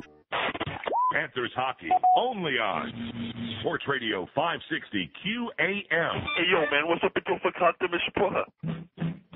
There was an old farmer who lived on a rock. Oh. He sat in the meadow just shaking his fist at some boys who were down by the creek. Their feet in the water, their hands on their marbles and playthings, and at 4:30, there came a young lady. She looked like a pretty young creature. She sat on the grass. She pulled up her dress and she showed them her ruffles and laces and white fluffy duck. She said she was learning a new way to bring up her children so they would not spit, while the boys in the barnyard were shoveling refuse and litter from yesterday's hunt, while the girl in the meadow was rubbing her eyes at the fellow down by the dock. He looked like a man with a sizable home in the country with a big fence out front. If he asked her politely, she'd show him her little pet dog who was subject to fits. And maybe she'd let him grab hold of her small tender hands with a movement so quick. And then she'd bend over and suck on his candy so tasty made of butterscotch. And then he spread whipped cream all over her cookies that she had left out on her shelf. If you think this is dirty, you can go yourself. All right. 11:32 at 560 WQM. We got Hank in studio at 2, Boog Shabby at 6 o'clock. Pre-game 6:30. Panthers at the Washington Caps. Oh, what a game tonight. 7 o'clock. And then, of course, we got Eddie K. rhymes with GA right after the game. Connecticut wrestlers charged in hazing. High school wrestling can be a form of controlled hazing. The grueling practices, the struggle to meet a target body weight, and the exhausting regimen of stair climbing and weightlifting weed out the weak and the undisciplined, not to mention those who just want to grasp the other kid's crotch. Connecticut prosecutors, however, are taking a hard line against 8 Trumbull High wrestlers who are accused of taking things much too far. 8 members, including 2 captains of the 15-member team have been arrested, 3 as adults, on assault and conspiracy charges that could draw more than 5 years in prison in some of the cases. Hillary Barger, one of the prosecutors, said hazing is an inadequate description of the attacks. A 15-year-old wrestler was allegedly hog-tied, pushed into a wall, stuffed inside a locker, and held down while teammates forced the handle of a plastic knife into his rectum. Isn't that nice? And just like I said before, have you noticed that almost every one of these hazing incidents involve either the rectum or the penis or the... That's a gay club, you moron. Yeah, or shaving your scrot, something along those lines. Running around naked, holding each other's privates and sergeants. You should call it what it is, and that would be a pattern of assault and harassment, she said. This is not cute. This is not boys will be boys. The boy told police that after joining the team in December, he and 2 other new wrestlers were repeatedly hazed. The 2 other boys were allegedly hogtied with trainer's tape. One was thrown into the shower, while the other one was covered in garbage, the 15-year-old told police. The allegation shocked students and parents. Several students said they thought hazing was limited to childish locker room pranks. Right. When I was there, I never heard anything like this, said Tom Witkowski, a 1997 graduate who played on the football team in his freshman year. A lot of people are pissed off and fired up about it, he said. Lawyers for the accused wrestlers say Trumbull High officials have known about hazing for years. In the 1999 yearbook, the departing captains of the wrestling team urged their teammates to carry on the tradition of hog tying. And it goes on and on. And then here in McLean's magazine this week is a whole big article about the hell of hazing. June 1998, 3 members of Calgary's Bantam AAA Buffalo hockey team are given 1-year suspensions for rubbing their genitals into the faces of other players. There you go. All right. What does that sound like? That's a gay club, you moron. 1997, the Ontario Hockey League investigates after rookies on the Kingsville Comets, an Ontario Junior C team, are forced to strip in a team bus washroom and then made to run down the aisle while their teammates hit them around the genitals. What a surprise. September 1993, criminal charges are laid against some members of Ontario's Tilbury Hawks Junior C hockey team because of hazing activities that include drinking games, shaving of pubic hair, and forcing people to eat incredible concoctions of horrible stuff. It's just guys having a good time. Isn't that what it is? Guys, boys will be boys, grabbing each other's privates and, Here's Naples. Hello. Morning, Neil. Yes, sir. I got a couple things for you. I'm a 41-year-old from Naples, and I wanted to ask you a question first. Uh-huh. What do these guys, since you were mentioning the Beasleys, what do these guys look like? Because I live about a half mile from, their little office building over there. What do they look like? Crap. No, I'm serious. That's what they look like. Crap. I mean, I can't. How do you describe what somebody looks like? I have. Are they tall, short? They're tall and short and stocky and slim and grotesque looking. Because they look like I said, like they just crawled out of a dumpster. Well, like they slept in their cheap suits overnight in a dumpster somewhere. Because this morning I heard somebody rattling around in my garbage can. That could have been. That could have been one of them. I wouldn't be surprised at all. Probably Bruce Beasley. But anyway, I thought I'd call you and let you know of a He was probably looking in there digging around for some loose change. I'm serious. These are people who don't pay their bills, and they're on Wall Street. They got a stock offering, and they want me to come on here and lie for them and not rip them and tell the public what a bunch of fakers they are. Well, everybody's got to deal with something like that. Yeah, that's right. Fakers, man. Fakers. Anyway, not fooling me. Yesterday, my daughter answered the phone. Usually I don't answer because, most of the time you get these salespeople in there. But I took the phone call because she handed it to me, and I thought it might have been someone else. And as soon as I found out it was a sales call, I had her run over and get my Neil Rogers keychain. Great, excellent. And I started laying out all the sounds on the phone for this lady. Yeah. So that was a nice new use I found. Nice. That's a good idea. I think I'm going to start trying that. That was fun. Uh-huh. But also, a couple of weeks ago, I heard you mention you talking about you like to get out into nature and stuff like that. I did. You did? I like to get out into nature? Yeah, enjoy nature. When the hell did I say that? About 3 weeks ago. Oh, maybe you were listening to George saying that. No, Oh, yeah, no, not me. That's why I was surprised. No chance. No? Nobody ever confused me with being a tree bark chewer. No. That's what I was wondering because You're barking I know up you the wrong always tree. go to the cities and stuff. Yeah. All right, well, we'll forget that last That's time. George. George likes that fresh air up in North Carolina. He likes seeing them swastikas flying up real high. He likes all that good stuff up there. Yeah. All right, one last thing. In closing, yes, sir. I'm about to light one up. Could you wait a few minutes and play Smoke Two Joints? Yeah, have a great day, sir. Okay. Thank you. Okay. By the way, what do you want? No. No. 5670560, pound 560 on the AT&T line, 22 till noon. Any calls about that big Panther game tonight? No. About any trades they might be making? No. See, yesterday they were calling. Was there any reason to be calling about it? No. Of course not. There was nothing going on. Today is the big day. Last night I would think that every Toronto Maple Leaf fan in North America was up there till 1:30 in the morning watching, holding their breath, puking their guts out, watching them blow a 5-1 lead in the third period and then win in overtime. Nice going there, Matt. Oh! Yeah. God, that's the second time in a row in Vancouver they blow a big lead in the third period and then win it in overtime. In a game that was absolutely, like Harry Neal said, with no defense. The coaches were both puking their guts out. No defense. The defense was like taking a vacation, permanent. Great game. And we got the big game of the century tonight. The Panthers at the Washington Capitals. Can you feel it in the air? No. Can you smell it? And what are these people talking about on your sports station? And what are they writing about in your goddamn newspapers? Jimmy and Danny. Oh, God. It's beyond belief. It really is. If you went to the moon and you told a moon man about what's going on here, he would say, oh, it's not possible. Can't be. They can't be still hocking away on that same crap. I mean, it's the middle of March.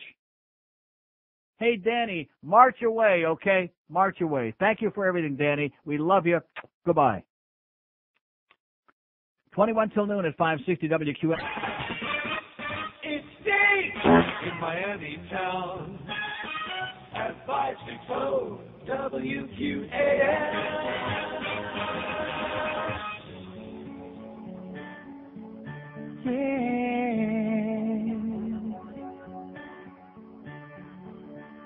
We dance like sissies, we sing like wussies, but we must tell you, we swear we're not gay. If you wore these outfits to class, they would kick your ass. Regardless, we swear we're not gay. We look like interior designers. We sing like a bunch of girly whiners, but we're straight. Our agent says we gotta say, we swear we're not gay. Yes. Our biggest fans are 12-year-old girls who think we're as cute as can be. Yeah, but as they get older, they all figure out we're hiding our latency. One thing is for sure, we get manicures.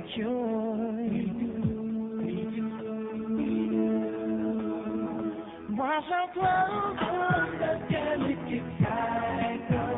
Want to do a session with your Michael, but today we think that we had better say, we swear we're not gay. I swear we're not gay. 11:46 at 560 WQAM. So who do you think's got the biggest penis in the Backstreet Boys? I would say Kevin, probably myself. You think Nick has got one? No. 5670560, pound 560 on the AT&T wireless line. So I wasn't going to let you know on this until after the noon hour because I was hoping maybe he would be out of the building for lunch. But actually I had the hidden camcorder and the thing in here this morning when Greg Reed was in here. We're going to be playing the audio of the half hour I spent with Greg Reed in a little bit. Which my favorite part is the one where he keeps going over and over again and spinning around like a dreidel in heat. And by the way, he said he wouldn't buy that stuff either.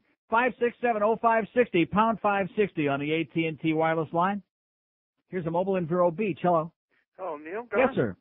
Is Mike Vernon or Jason Kidd starting tonight in goal? Jason Kidd. Right. Who's how Jason about Pavel Kidd? Bury? Who's Jason Kidd? Who's Jason Kidd? Yeah. Goalie for the Panthers. He is? Yeah. Jason Kidd? He get traded? Never heard of him. No. What about Pavel Bury? Is he starting for the Panthers tonight? What do you mean is he starting? He's got a bad ankle, right? He's playing. All right. Ray Whitney? Who's Jason Kidd? In other words, you want to go down the whole roster? Is that what you want to do, sir? All the names? Is that your idea of a hockey conversation? You want me to tell you who everybody's going to be playing, including Trevor Kidd or Mike Vernon, which Mike Vernon will be playing? Oh, Trevor Kidd. Yeah. That's okay. Close. Yeah, I was wondering if you could play 567, play dead. 567, the audience already is doing it. Why should I do it? 5670560, pound 560 on the AT&T line. Out of town line. How's that Jason Kidd doing, huh? He's almost as good as that Peter Warwick guy.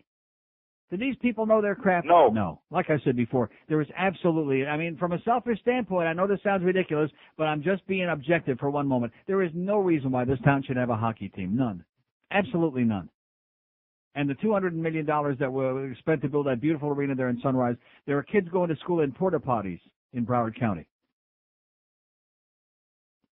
I mean, just a thought. I mean, it just happens to be the truth. From a selfish standpoint, it's a beautiful place. It's close to my house. I get free tickets, free parking. I love going there. Usually have a pretty good time. So selfishly, it's great. But did we need it? No. No. Does it make any sense? No. More and more and more stadiums and arenas and venues for billionaires. It's got to stop. It's got to stop. Is it going to stop? It's going to stop with John Henry. And, of course, when you look at little putts like him, it's easy to say no to him. Do you know what I'm saying? You look at him and you say, oh, who the hell are you kidding? I won't give you 50 cents, especially for the crap you're peddling. 567. Oh, look at this. Here's Tom Hopkins on the line. Tom, how you doing? Hey. Yeah? I just, speaking of venues. Yeah. Huh? Isn't this Tom Hopkins who once said Decriminalize pot. Yes, and he still Florida. feels exactly the same way. Good. Anyway, yeah. I was speaking of venues. I couldn't get at you yesterday when you were doing the Katie Couric colonoscopy business. Yeah. How did her rectum look? I actually sat on C-SPAN and watched this last night as she went through this. You sat on C-SPAN? What was she sitting on? A very comfy chair. Mm-hmm. Anyhow, the reason I mentioned it is after the Today Show this morning, you can get a video cassette of the whole thing. All right. Wow. Now listen, you know, so I you had can just sit there at home and fast forward and freeze frame and slow-mo and peer into Katie Couric rectum for hours at a time. Exactly. If that's your thing. But finally, I would say to you that there is a service to it because, you know, I've had two of these, two cancer operations. Right. And anybody who doesn't do it once a year is a fool. Yeah, I did it a few weeks ago. I mean, it's a must. And you know, the way I grew up cancers like a dandy. Spud wanted me to have them vinyled and sell them as jewelry. Mm-hmm. But anyhow, probably all that booze, Tom. Yeah. That could be too. Yeah. Anyway, finally, they give you fabulous drugs. Yeah. So you can just lay there, and my doctor flipped when he saw those green things in me, and I thought, hey, this is cool. Yeah. Must be done. Why, did you have a bunch of polyps in whatever? Oh, yeah. Yeah, I still got 4 positive nodes, but I'm in remission. It's been, 6 years? You have 4 nodes? Yeah. And why don't they take them out? Because they're just dormant. They will if they get to it. You know, I'm only doing sigmoids now, and I only got a 1/4 inch left. Yeah, So but that's not good, though. That's more painful than the colonoscopy. Because you're awake. Sigmoid? Oh, yeah. God, yes. I don't like that. No. And they get real sadistic with that thing, too. They start, because they see the look on your face, like, oh, you can't, and they start pushing a little deeper and a little further. Yeah, and then always has a new nurse, and he wants to show him the staples and stuff, and boy, is that pleasant. But having said all that, it's better than the option. That's true. And the poor soul, I'm sorry she lost her husband, but he's kind of a dumb, Well, listen, I'm delighted. I think she's doing a wonderful thing and bringing some awareness. But just because you make people aware doesn't mean you have to look inside her rectum. I don't understand. I don't get it. No, they could have gone to a hospital and done anybody. Right. Yeah. But it's there, and don't bother on C-SPAN. They'll repeat it all week, and it's still dull as hell. Okay. Talk to you. Thanks, Tom. Adios. Tom Hopkins, one of the great news people ever worked in this market. Florida sucks. That's what he says. 400 open lines to prove it. It's been the law of diminishing return each and every day. And the only people we hear from mainly are people over the age of 100. If there's anybody out there under the age of 100, we'd love to hear from you right now just to say something, just to let us know you're still alive. Are they going to call? No. Don't forget our poll question, by the way, on neilrogers.com today. Little listener survey again. This one could be the most important question we've asked so far. What show do you listen to in the morning? What radio show? Howard Stern, Paul Castronova, Y100, Power 96, Rick and Spud, The First Team, Other. There's 7 choices on there. Can you handle that many? Huh? No. Give it your best shot.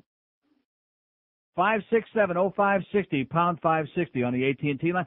Fred Grimm's got another good comment today. It's going, Fred. I like Fred Grimm. He makes a lot of sense, even though he writes for the Herald. The rise and fall of Willie Logan, just like I've been saying on this show. See, everything I read in the newspaper basically turns out to be stuff that I was saying a week before, a month before, 6 years before, whether it's about the hazing and all this other crap, whether it's about Willie Logan, that turned Coach Schwarzer that was supporting Jeb Bush because he got all pissed off and bent out of shape. So like a petulant child, he went over to the Bush people, and now they're having that big protest because they want their affirmative action, which the answer, by the way, is no. But nevertheless. And so now Willie Logan, he's up Schmitz Creek. Nice going there, Willie. Because your people, they see what happens when you got an Uncle Tom in the cabin, okay? And they kicked your ass out of the cabin. You're out in the cold now. You're on your own, Willie. Very sad. Like Jews for Hitler, fags for Jerry Falwell. Same business. Schwarzers for Jeb Bush. I warned you then. I'll warn you again now. Same thing. Here's Miami. Hello. Oh, yeah. I'm not going to bore you with another Jimmy and Danny question or anything. But, good. Thank God. Yeah. About hockey also, it's like, you ever heard that joke, 567-0560, pound 560 on the AT&T line. Here's Hialeah. Hello. Hey, Neil, how are you? Okay, sir. I just wanted to touch on the subject. You said that the Generation Xers are just a bunch of crap. And for the most part, I said the whole concept of labeling generations with a name like that. It's stupid. It's idiotic. Well, that's exactly what I wanted to. Because the concept is based around the notion that if you were born in a certain year or a certain decade, therefore you automatically fit into a mold, which is ludicrous on the face of it. Well, I agree with where you were born has got a hell of a lot more to do with it than what year you were born in. Yeah, that's definitely true. But I mean, everybody goes through a stage where they, if you want to label, they're considered Generation Xers. Everyone, from the age of 15 to about maybe 20, you're going through a stage where you really don't care about anything but yourself. And I mean, that's why do you have to be between 15 and 20 to fit into that category? There's plenty of people between 55 and 65 who fit in that category. There's people between down here. There's people between 80 and 200 who fit in that category. Well, there's some people who stay stuck in that category. Yeah. Me, I'm 20 years old. But why do you have to have a category though? Well, I can't explain that one. I'm not going to say society or anything like that. Just open up the window and yell, "Don't label me, you assholes! Just leave me the hell alone." Well, I mean, there are always exceptions to every rule. I mean, how old did you say you were? I'm 20 years old. Here's a young man who's 20 years old who's still listening to this show. God bless America. Thank God for you, sir. Well, 20 years old. I consider myself a good part of this community. I do a lot of work. I do over 100-something hours of community service a year through the Flamingo Kiwanis and Hialeah. But I mean, you have to get situated. You have to have goals. You have to do this. Otherwise, you are going to get labeled a Generation Xer, unfortunately. And that's basically the point. And it's not just me. I know a couple of my friends that are productive members of this community. Do they listen to this show? Of course they do. Oh, They're thank listening God. right now. So there's two more listening right now. Oh, I feel almost human now. Yeah, you see. Thank you, sir. Thank you, Nick. And keep up the good work. You too. God bless you. There's a human being who actually has a conscience. He's doing some good stuff. He cares about other people. He's not selfish. He's like a living and breathing person. Hallelujah. You see, you have to keep plugging away, baby. You just have to keep plugging away is what you have to keep doing. And sooner or later, you struck the mother lode. You hit on a living and breathing person. And, of course, when you're down here, see, am I going to say that when you're down here like that asshole that called me yesterday? I was thinking about that, driving to work this morning. The guy that was giving me a lecture. They like giving me lectures because they don't like my attitude. So we got these assholes that love giving me a lecture. The one who was telling me about, there's a lot of other places you could be that are a lot worse than here. Now, that's always a very high recommendation for a place, is to say, you could be a lot of places worse than here. Isn't that a great recommendation? Like if you were in Poughkeepsie and you said, God, it's pretty boring here. Yeah, but there's a lot of places you could be worse than here. If you were in Calcutta, there would be somebody would say, there's places that are a lot worse than here. And if I'm in Calcutta, I'm going to say, like where? And they'd say, Miami. I'd say, yeah, you got a point about that. I love the people with their little lectures. Oh, it's boring. It's not boring. It's a goddamn truth. And if you're an emotional cripple and you can't handle the truth, well, that's for you, okay, sir? The one I called yesterday? Made a bad mistake yesterday. For just a brief moment there, I actually let them start bothering me. It's never, ever going to happen again. Just take the check and run to the bank. Just keep plunging in there. Just keep socking it away. Just keep laughing right up your rectum nose. The Beasleys. Oh, gee, don't drive our stock price down. Well, how about doing something to drive it up, like being a bunch of real broadcasters? Is that ever going to happen? No. I didn't think so. And how's that phone system coming, by the way? We ever get any more information on that, George? No. It's in the mail. It's 11:57, and maybe they can't get it in the box. The phone system's probably too big to stick in our box. That's a problem, common problem in America. If it's too big, you can't stick it in the box. The Neil Rogers Show. Sports Radio 560. QAM. WQAM, Miami, Fort Lauderdale.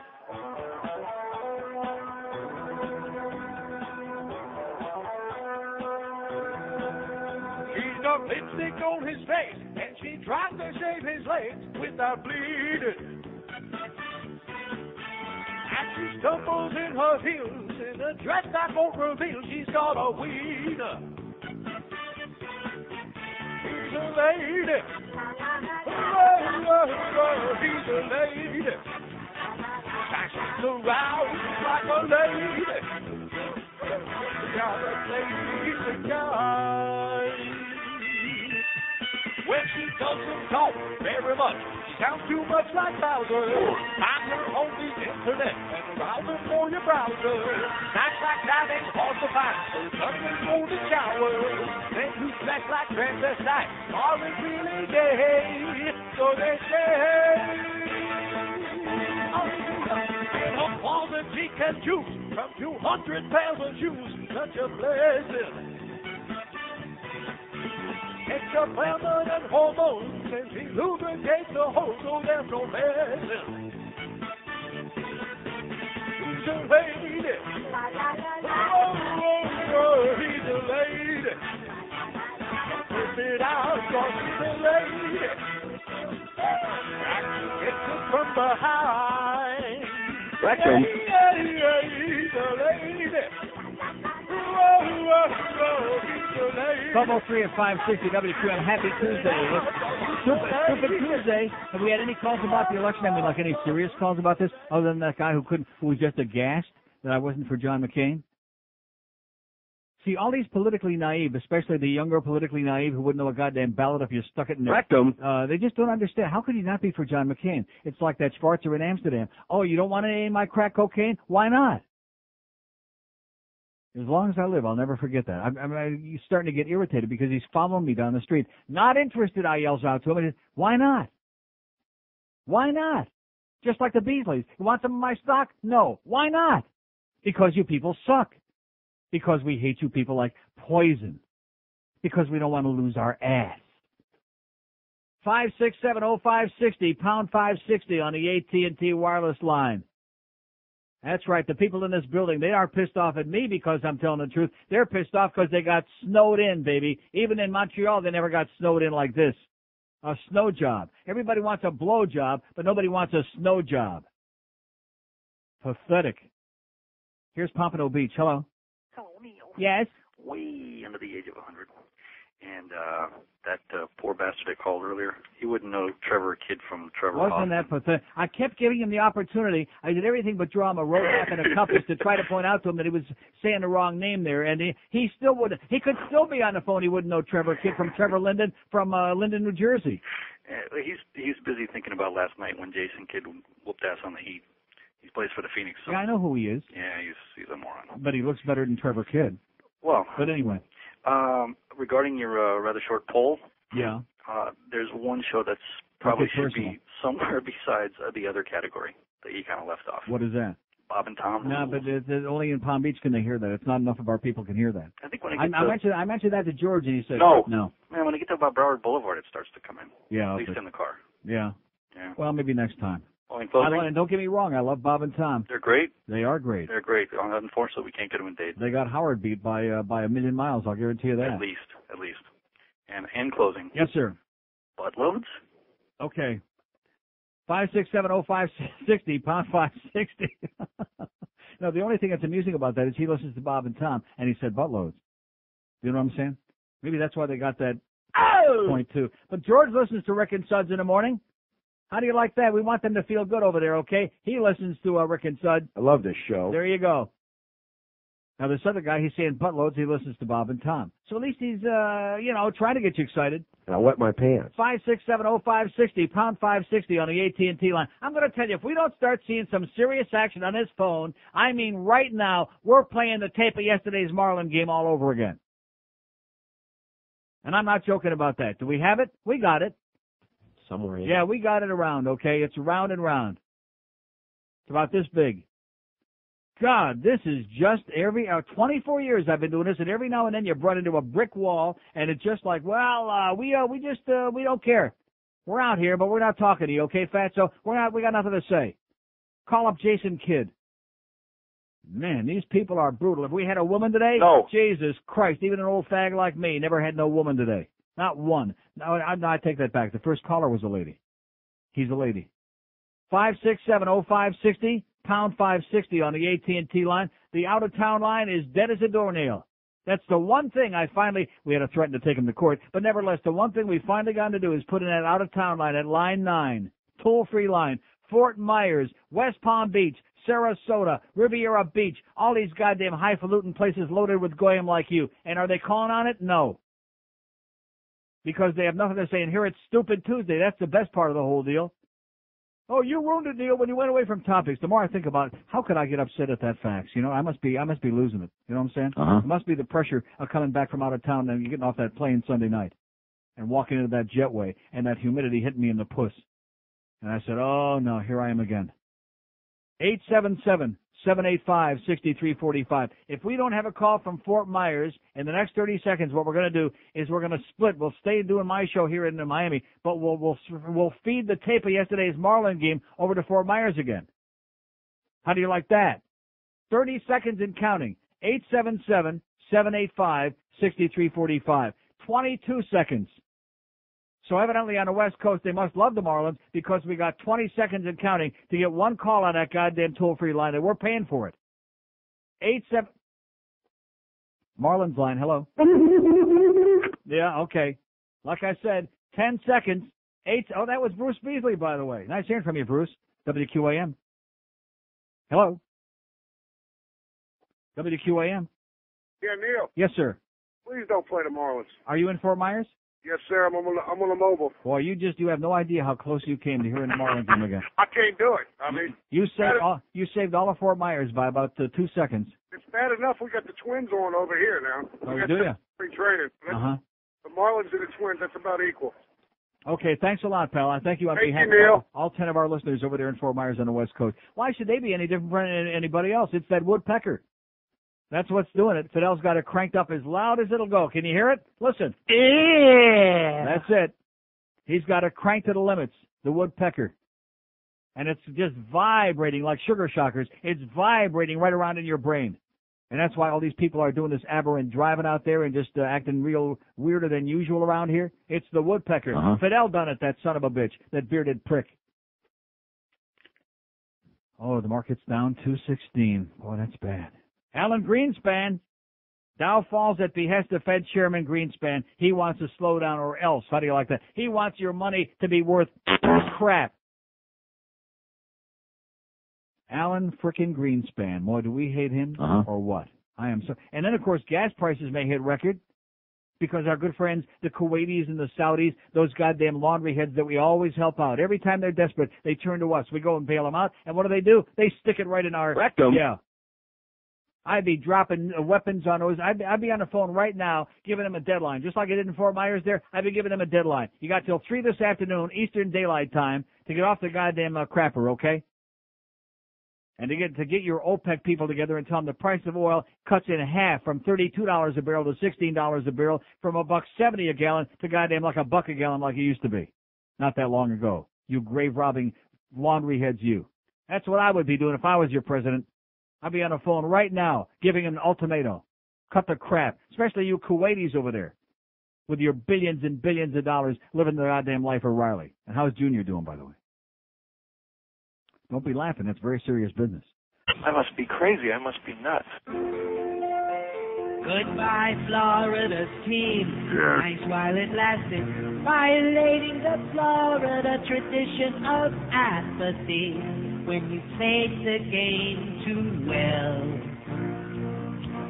next season will be hell.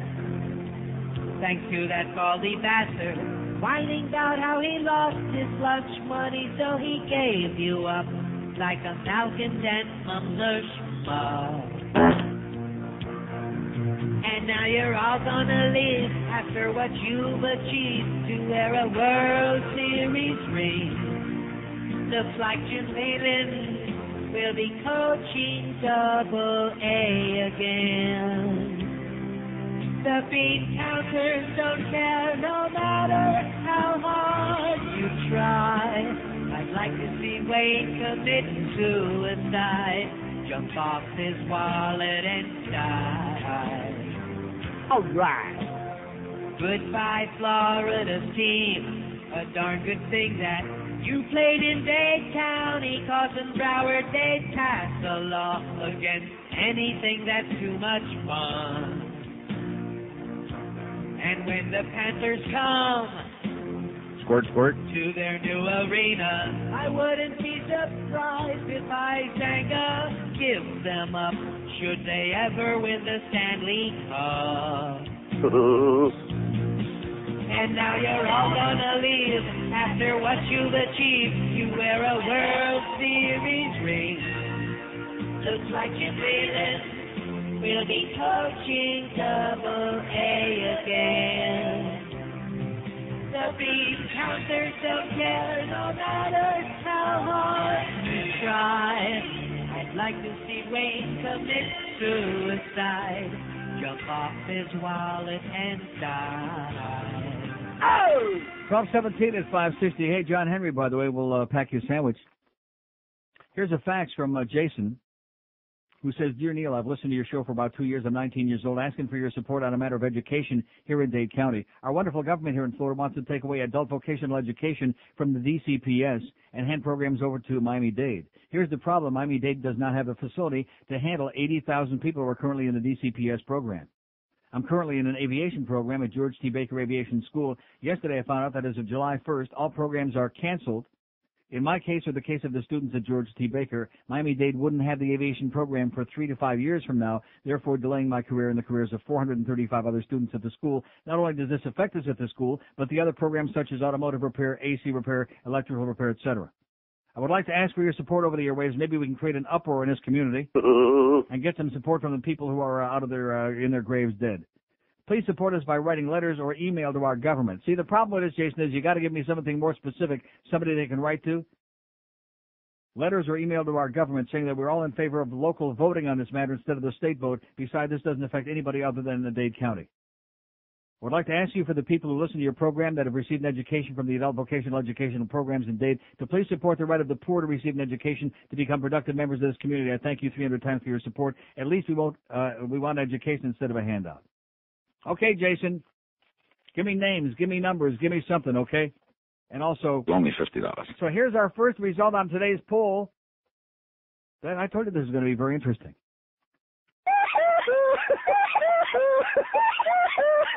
Oh, seriously, this will make him feel a little bit better just before they throw their ass out the door. I mean,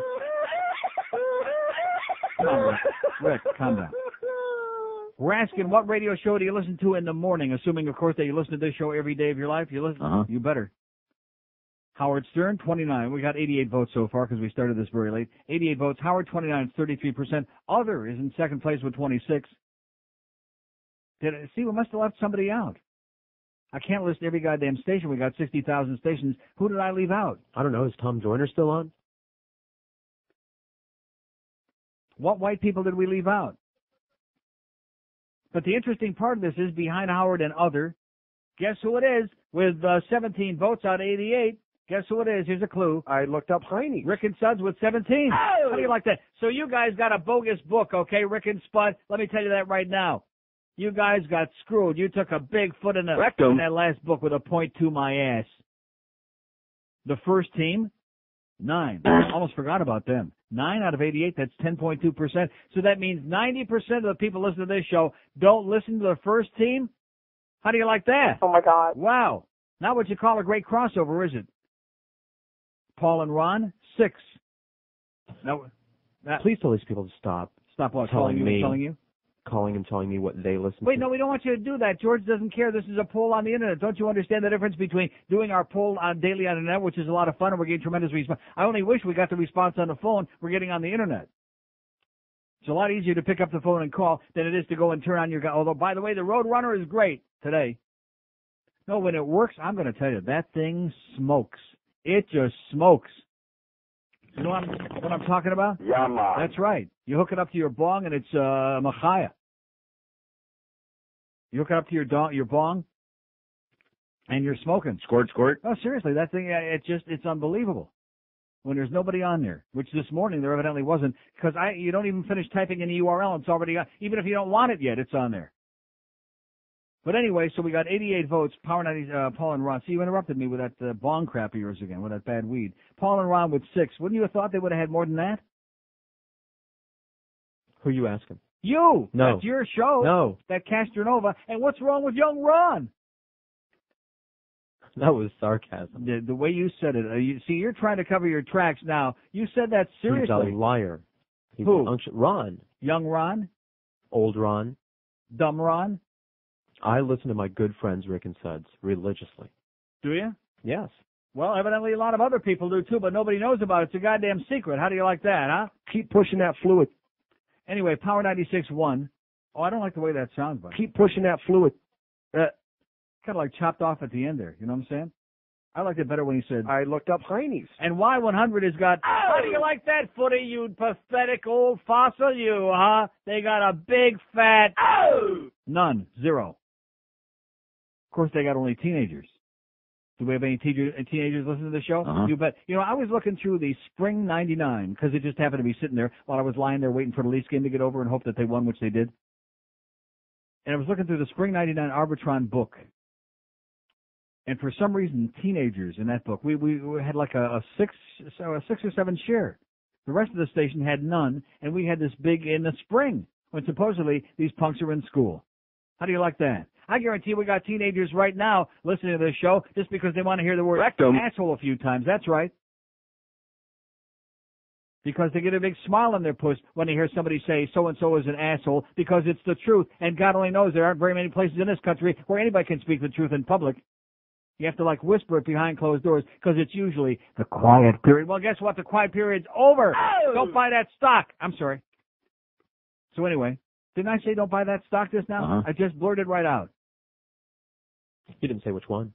Beasley. Oh, I'm sorry. Look at that. The Dow is down 242 points. Of course, the good thing is Beasley's on the NASDAQ, and the NASDAQ's up 53 points. Maybe Eric or somebody will fax us immediately the latest quote on BBGI. On the Beasley stock. And we can keep you updated right here. If you go to neilrogers.com, by the way, Eric does an excellent job of keeping you up to date with our company stock right there on our website to make sure you can watch that little arrow going down and watch that line drop in. Oh, I'm sorry. I shouldn't say that. Don't want to get the hired hands here real upset about that stock now that the quiet period is... See, my quiet period has long since been over about the fact that these people won't provide us with a phone system that won't work. And if it's Bell South's problem, sue their effing ass and get a real phone company in here and put a real phone system in. It's not rocket science. That's how you do business. Do these people know how you do business? No. They only know how you do monkey business. How's that golf tournament coming, by the way? 5670560, pound 560 on the AT&T wireless line. Yeah, we must have left somebody out because Howard is number one, but other is number two. Here's Fort Myers. Hello. Hello. Yes, sir. Hi, Neil. I'm sorry it took so long to call from Fort Myers, but my voice is messed up, but I can still call. Yes. 13 and an eighth. What is it? 13 and an eighth. 13 and an eighth. Not too good. It sounds like it's going down a little bit. Go ahead, sir. I'm sorry. I just wanted to let you know that I'm alive in Fort Myers. Yes? Just barely. Uh-huh. It sounds like it. Sounds like they're wearing you down over there. Yes, but I was able to call. Where's everybody else? I don't know. They're just a new thing now. They're not into calling anymore. We're My going through brother-in-law another is phase. on a roof in Tampa. Otherwise, he promised he would have called. Yeah, that's okay. All righty, you have a good day. You Thank tell you. him I hope he gets out of there alive. Okay? Me too. Okay. Bye. Don't be going over to Tampa, baby. And especially don't be driving by that goddamn Mons Venus over there, whatever the hell it is, because they'll come and take your ass away. They're getting just as bad. See, the one thing about Tampa that you can always depend on all you straight guys out there is that there are all these great strip clubs over in Tampa, right? Uh-huh. You bet. And now, I guess, taking a cue from over here, maybe from Bobby Butterworth in Tallahassee or Ken Jenny in Broward or some other right-wing redneck yahoo, they decided even the rednecks over there can't go to the strip clubs, get lap dance. Oh, God forbid. God forbid. Because they got the lap police, the pleasure police, the asshole police. That's America for you. If you want to have a good time, we got police to make sure you can. If you want a gun, go right ahead. Blow somebody's brains out. That's okay. Because it's like apple pie and Chevrolet, and the market is down 258 points. The Dow dropping like a rock. We ought to have like a regular feature on the show, the Beasley Stock Watch. What did you say, 13 and 1/8, I think is what George said? 13 and 1/8. Not too good. Especially with the NASDAQ up about 50 points. 13 and 1/8. And you see, I'm going to take the blame for that. You see, he already drove it down a little bit this morning because he's making those caustic comments. I've been making caustic comments since before the day offering. I can't get my own goddamn investments to go up by talking about it on the air, and I'm going to get the Beasley stock to go up or down. You people over there, you're looking for a scapegoat. That's what you're looking for. You know, they were famous because they used to run around looking for a billy goat. Now they're looking for a scapegoat. The goat used to run away, though, because he said they smelt too bad. 26 past noon at 560 WQAM. America loves to watch boobs and butts and boinking. I'm still in preschool, Daddy's 18, Mom's in high school. I go to Grandma's house at 2:45. She's watching Real World on MTV. Grandma has static and I see 10 to help clean her pores. She still gets at me, but she'll never smack me. Grandma's 34. All right. When Mom goes to bar, she needs a fake ID. Can't drive after 9. Mommy has a sister who's younger than me. My uncle's birthday was at Chuck E. Cheese. If Mommy gets lucky and brings someone home, I sleep on the floor. I have 2 younger brothers, I'll soon have another, and Grandma's 34. All right. 12:31 at 560 WQAM. The Dow is down 259 points. There you go, Alan Greenspan. Here's all our money, okay? You disgusting Jew with a big nose. Here's all our money. Just take it. Here you go. Loan me $50. Here's another 50. Here's another 1,000. There you go. Piece of crap. Now are you happy? You happy yet? No. No. Now they'll still go ahead and crank interest rates up another 1/4 point and then another 1/4 point. They won't be satisfied till we're all broke. And have to work for these grave robbers till I'm 120 years old because of this piece of crap. By the way, Jason, who sent me that fax before about this so-called Unification Act, see, he actually comes through. Most people, they send you a song and a dance like that, and they don't give you any information. So he faxes me the name of the people on the Senate Committee on Commerce and Economic Opportunity in Tallahassee and the Senate Committee on Education, the names, the addresses, the phone numbers, the email, the shoe size, and we'll put them on our website. We'll put them on neilrogers.com. We'll get these to Eric later on, and this afternoon or tomorrow they'll be on there. And then people who are equally miffed and pissed off can do something about it. Thanks a lot, Jason. 5670560, pound 560 on the AT&T line. Out-of-town lines open, 877-785-6345. Let's hear for that Jason Kidd, huh? Oh! Here's a lady in Margate. Hello. Neil, Yes, ma'am. I hope I'm not one of those chronic callers, but yesterday I had something I wanted to talk to you about. Out in San Jose, it was a minor fender bender. Yeah. This guy cut this woman off, and she couldn't help but touch his, the rear end of his car. Touch his rear end, yeah. Yeah, and he got ticked off. He got out of the car, came over to her car. Unfortunately, she had the window rolled down. He took out her dog and threw it in the road. Nice. Her 10-year-old dog. Oh, my God. Very nice. So there's a $40,000 reward for the truck driver out in California. A truck driver. Yeah, he was a truck driver. A trucker. Yeah. That broke my heart because I like dogs. They ought to take that guy and stick his ass out on the road, on the freeway. I know. He was a cute little dog, too. Isn't I it had a nice? picture of him. Now, I won't see him anyhow, anymore, I guess. I was listening to the news, and they said the school administrators were caught off guard today in Dade County. 573 school bus drivers didn't show up for work because they wanted to go protest Bush's One Florida plan, so they left all these kids stranded. So in other words, all these Schwarzes took off and left the kids stranded because they want to go protest the one up your nose so program. there's kids out there. One mother said her daughter was out there for an hour waiting for the bus. That's 30% of the drivers. Yeah, but you know something? Take a look at this. Look how much safer those kids were this morning. Oh. No, it's true. Have you ever watched the way that these school bus drivers down here drive? It's frightening. Terrifying. So you think they're safer, huh? Maybe that was a good thing then. Exactly. Maybe they got to play hooky. Maybe they're all listening today. Oh! I thought it was irresponsible, but To say the least. to say the I least. say fire their ass right now. I just want to make note that it's going to be the southernmost and northernmost parts of Dade County that are affected the most Affected the most by what? by those kids being stranded. Yeah. Kids in those sections. It was only in Dade County? Yeah, they said Dade. Well, what's wrong with Broward?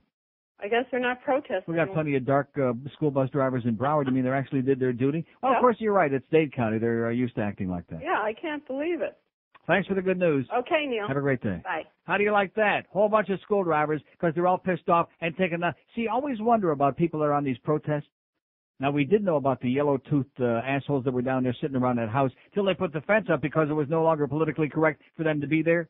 And so they had to protest a lot. By the way, how's that Morris Lasis bitch doing, huh?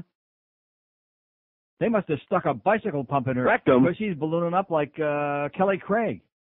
Sorry, Kelly, we love you anyway, fatso. She's nice. Isn't she nice, Kelly Craig? She's okay. We love Kelly Craig. She's one of the very few friends we still have on TV. At least we used to have her as a friend till I said she was fat. Well, she had a baby. A lot of women have a baby and they balloon up, okay? They get fat and then they got to go on a Skatkins or something like that. Who else have we got that we like? We used to have John Dutz back. Since he retired, Channel 4 hasn't been worth a crap. We got Bob Soker over there. He's our good buddy at Channel 4. Barbara Sloan. We had the guy mentioned Barbara the other day. We love Barbara. That's for you, Barbara Sloan. We love you, sweetheart. I mean, she was no cackling jackass like Angela Ray. And then that imbecile, that jerk, Terry Jackson, that writes that part-time TV column at the Herald yesterday, all of a sudden he forgets all about Oprah, forgets the real reasons why Channel 4, and he says, well, Angela Ray this and that. Angela Ray's a hyena. She's a simpleton. She's a certifiable person. She belongs in a straitjacket. There are times when she starts going off and I think, wait a minute, she's going to be doing like a female Howard Beale routine here. And seriously, she's off her rocker, that bitch. Angela Ray. Man. No, she's scary. She even scared Brian Norcross back to within 2 inches of the ground. Maybe one toe, I guess. 5670560. Oh, I left out the other weather fairy. Bill Kamal. Good buddy of ours. Isn't he a good buddy of ours? No. How about Brian Andrews? How did, I never heard any more about his family. Had that horrible accident in Mexico, that car crash. Went down an embankment or something like that. He's okay. Sure, he tried to molest Adam a lot, but he's okay. Huh? In his own annoying way, our colleague Brian Andrews, we wish him the best. Here's Miami. Hello. Miami is gone. 24 minutes they held on. Well, it's too long. You're right. I wouldn't have held on either. 5670560, pound 560. Let's try Miami on 7. I bet they're there. Hello. Hello, Neil. See, I knew it. Oh, no, I'm on hold. I'm here gimped up in bed. Really? I've been indisposed for 2 weeks. You don't know how much I love you guys. What happened to you? Oh, my leg blew up. I blew up my leg. It blew up? It blew up. It exploded. Landmine. Yeah. That's good. Anyways, I was calling to let you know. Yeah. I've been listening to you for, 10, 20, 15. I don't even remember. Time 100 years, goes by right? so slowly. I know. I have no idea anyways. Remember that song by Al Hibbler? You're not that old. Time yeah, I'm not. goes by. But I don't anyway. even have a reason to call. Yeah. I'm just bored off my ass. I don't blame you. And Well, watching first of all, you're in Miami. Even if your leg didn't blow up and you were bed, you'd still be bored. And I'm watching TV, and let me tell you, if it wasn't for your 4 hours in the day, I would have killed myself weeks ago. I believe you. Definitely. Well, what made your leg blow up? I mean. No, I had a knee injury. Oh, I see. Like a sports injury. Yeah, something like Like that. at the bathhouse or something. Yeah. Like it would like at the Like a slip and fall at the bishop's house. At the pity holes. What is it? Uh huh. Anyways, the Evil Don't say Empire. pity hole on this show. It's not a sports show. What is it? Is the Evil Empire? Are they turning back the tide on the Evil Empire? Or what? Yeah. Mm-hmm. Definitely, huh? Okay. Listen. Have One a more great thing. day, pal. One more thing. They're animals anyway, so let them lose their souls. Okay. Just take your hand off it. Maybe the swelling will go down. 5670560, pound 560 on the AT&T wireless line. Those painkillers, man. I know. He's in good shape.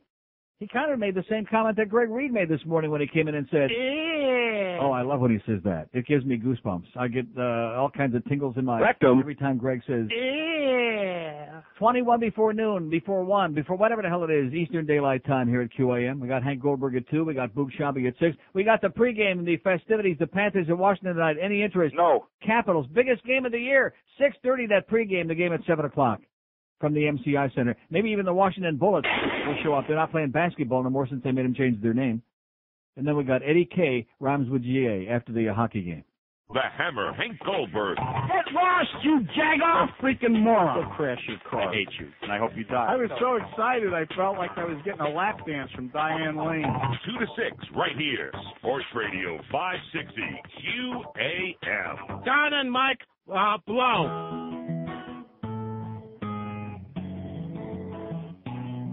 Oh! Bill cigars in Monica's vagina.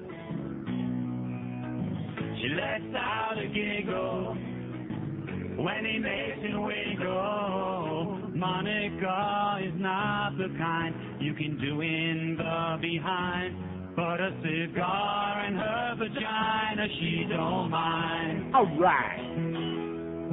Well, he don't know where a stogie goes. I can see how there was some confusion between humidor and humid whore. And in Arkansas, the term cedar box means saw her naked. Stars report can lead to going blind. Now Clinton, he was working hard, late nights in the ovary office, working on a practical joke. He took a Macanudo, put an exploding load in, for Monica was blowing rings of smoke. Bill cigars in Monica's vagina. She lets out a giggle every time he makes it wiggle. Monica is not the kind you can do in the behind. Rectum. But a cigar in her vagina, she don't mind. Oh, people feel that Hillary's been made a fool of by her husband. Feel that Hillary was wronged. Up in the Lincoln bedroom, she was moaning, moaning. Al Gore was doing her with Bill's old bong.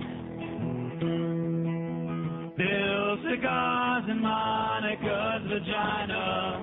Yes. She lets out a giggle every friggin' time he makes it wiggle. Monica is not the kind you can do in the behind, but a cigar in her vagina, she don't mind. Oh, Candy and Sandy, yeah, Dutch Master is faster. Unbelievable. Oh, yeah.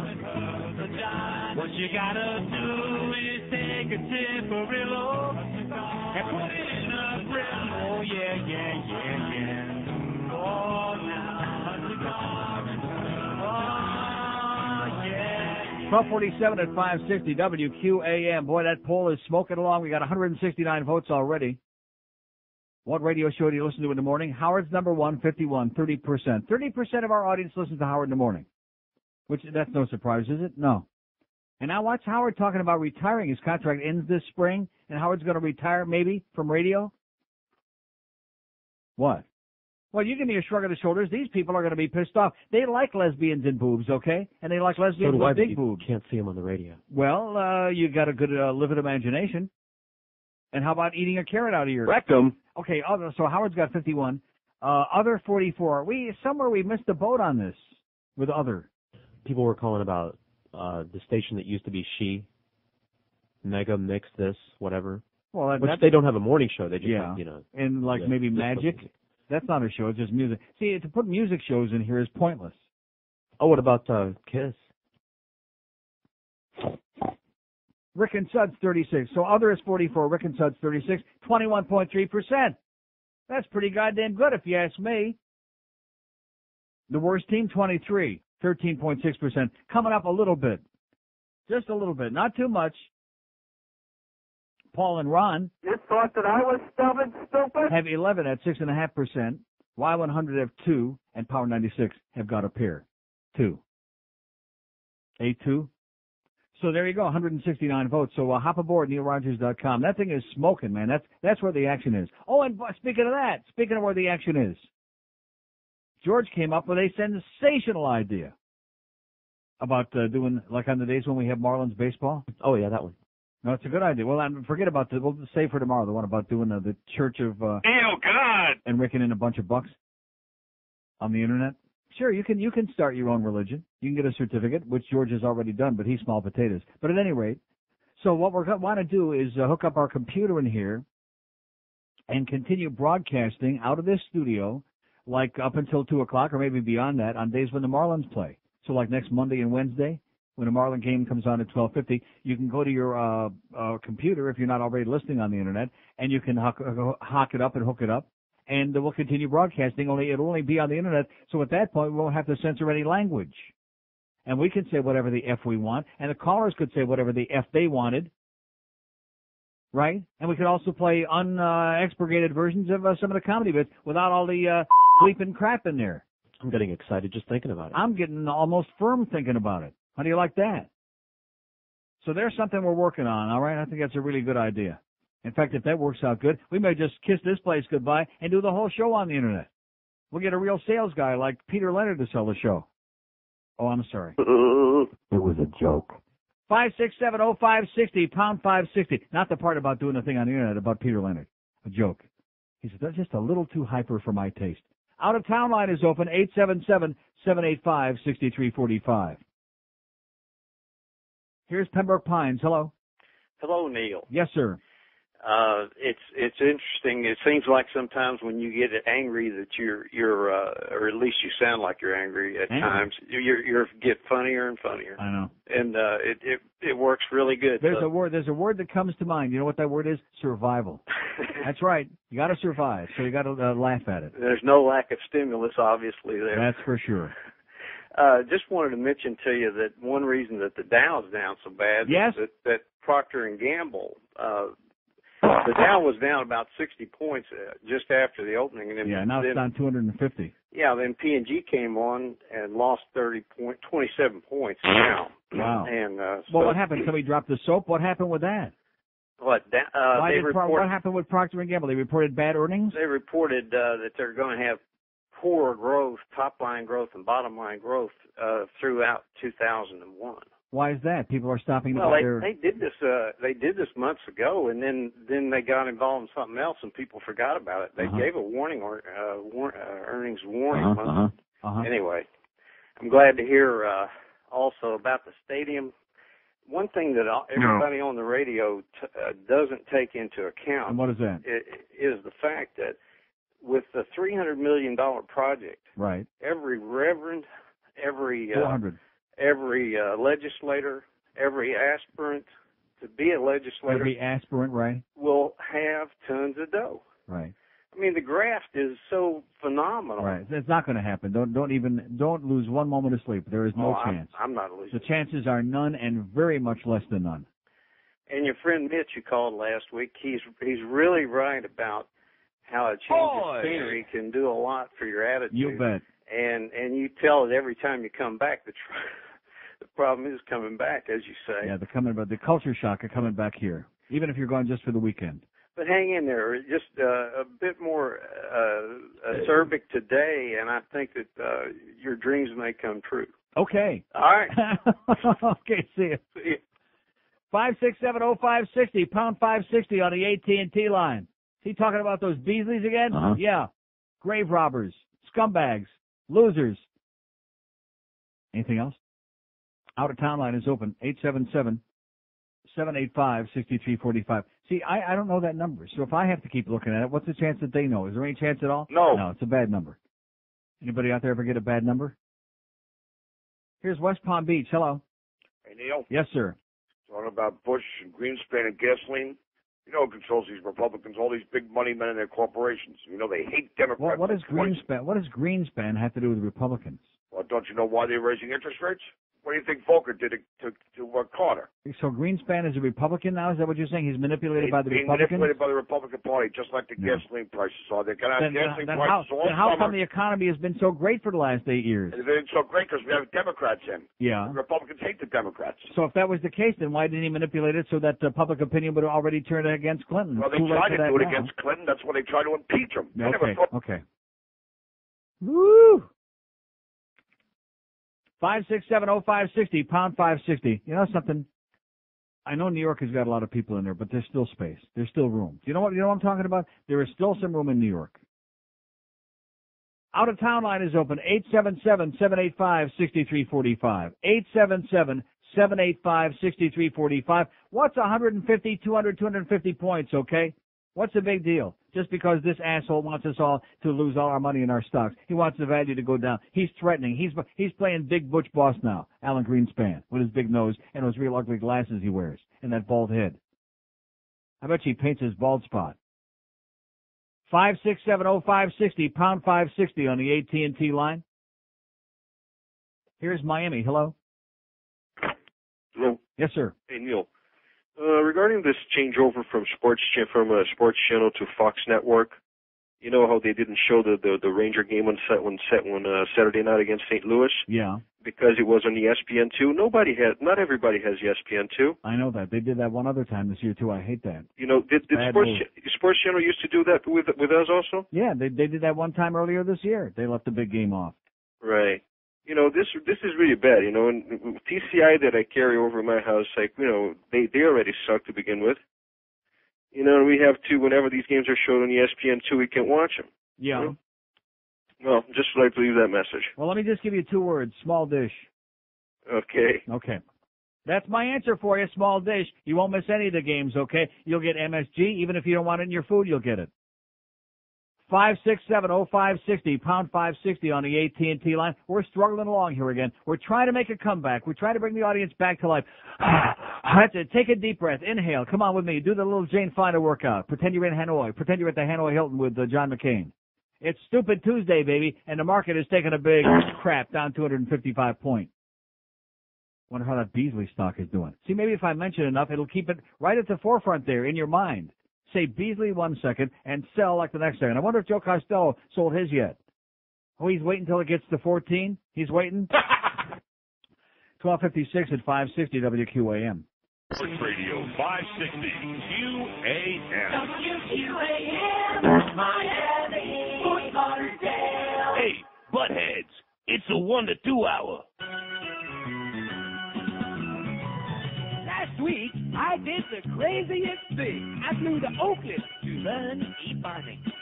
And then I hit the street to go check out my style. And what happened was quite ironic. There was a black guy standing on the corner. I said to him, "What's up? And your blood, what's going down?" Then he looked at me as if I was some kind of freak. And you won't believe what he called me. Jigaboo, jigaboo. Now how do you like it? Jigaboo, jigaboo. But you don't like it. Jigaboo, jigaboo. The honky don't like it. Jigaboo, jigaboo, boo, boo. He said Ebonics ain't for you. And he pulled out a gun. I said, "Hey man, I'm just learning Ebonics 101. Then he aimed at me and said, "Here's lesson 102. A walk, bump, a loop, bump, a walk, bam, boom." As I lay there, I thought I was dying. Someone called the paramedics. I dreamed too. Then another dude said, "Man, you pathetic honky fool. Use Ebonics again, and we'll be dissing you." Jigaboo, jigaboo. Now how do you like it? Jigaboo, jigaboo. Bet you don't like it. Jigaboo, jigaboo. The honky don't like it. Jigaboo, jigaboo, boo, boo. Jigaboo, jigaboo. Now how do you like it? Jigaboo, jigaboo. Bet you don't like it. Jigaboo, jigaboo. The honky don't like it. Jigaboo, jigaboo, boo, boo. Jigaboo, jigaboo. Look at that, down 284 points. Boy, that market's taking a precipitous drop today. It's bad, bad, bad. 102 at 560 WQAM. Here's a fax from our friend Scott in Boston, who says, "What a great idea." He says, "I almost came in my pants when I heard your idea about broadcasting on the internet only. I may just have to call so I can say the F word on the air." There you go, Scott in Boston. Oh! Nice going, Scott, and F you too, sweetheart. How do you like that? It is a great idea, George. Give all the credit to George. Give the money to me. I need it bad for my early retirement plan this week. Fine. So if anybody out there thinks that's a good idea and would like to hear us do like some stuff on the internet, because we're already working, I'm going to buy the computer myself. We're already working, because if I'm going to wait for these people, I'll wait till hell freezes over. When you want to get it done, do it yourself. 567-0560, pound 560 on the AT&T line. I mean, it sure beats Marlin games, don't it? You bet. For the overwhelming majority. Oh, and speaking of Marlin games, you know, I will be getting my Marlin season tickets very soon from WQAM, and those parking passes for every home game. And since we did have, like, not all that many, but about 15% of the audience that listens to the Marlin games, we must have some Marlin fans out there. A few of them in this audience. Not too many, a few. Just a hint. I'm not saying I'm going to give those tickets away on the air, because there's like a whole season full, 81 home games. But here's a mobile in Fort Lauderdale. Hello. Uncle Neil, happy Tuesday to you. And back to you. Boy, let me tell you something. I took your advice about getting a little dish. Yeah. I am a happy guy. Took my instrument, erected it up there on the roof, and I've had a smile on my puss ever since. There you go. Boy, let me tell you. I told my cable company that I'd jam it up their ass. It was the happiest day of my life. Excellent. Whew. Anyway, hey, I cannot wait to hear you on the internet. Just so I can call up and say, boy, that'd be the biggest thrill of my life. Wouldn't that be great? On the air. Keep at it, man. Happy Tuesday. Thanks. Yeah, there's a happy camper. He's all excited about actually doing a show, which would be phenomenal. Because the FCC doesn't regulate, thank God, at least not yet, and hopefully never will, the language or whatever else, the content on the Internet. So we can go on there and really talk like adults, like human beings, instead of having to like pose and posture for everybody with a hand over one ear, because we don't want to offend the children, because we sure don't want them to hear Schmidt on the radio. How about Mike Schmidt used to play third base for the Phillies, took all that crap, all that Schmidt from the fans up there, those brutal Philadelphia fans, they suck.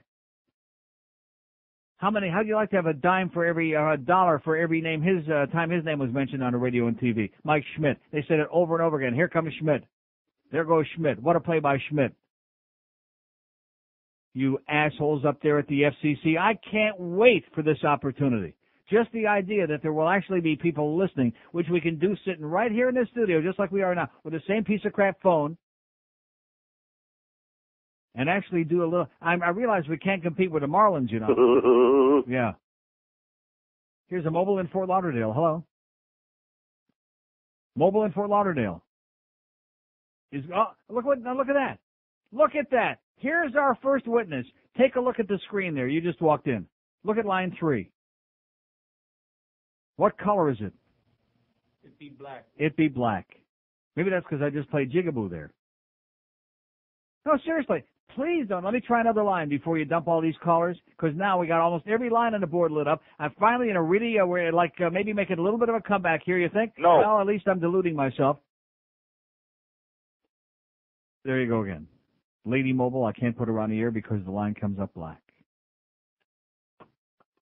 And you would like me to go on the air, Greg Reed, you and the Wanna Beasleys, would like me to go on the air and pretend that this is a real broadcasting company, that you're real broadcasters, that you have got any kind of a clue. Here we are, we're like 3/4 of the way through the show.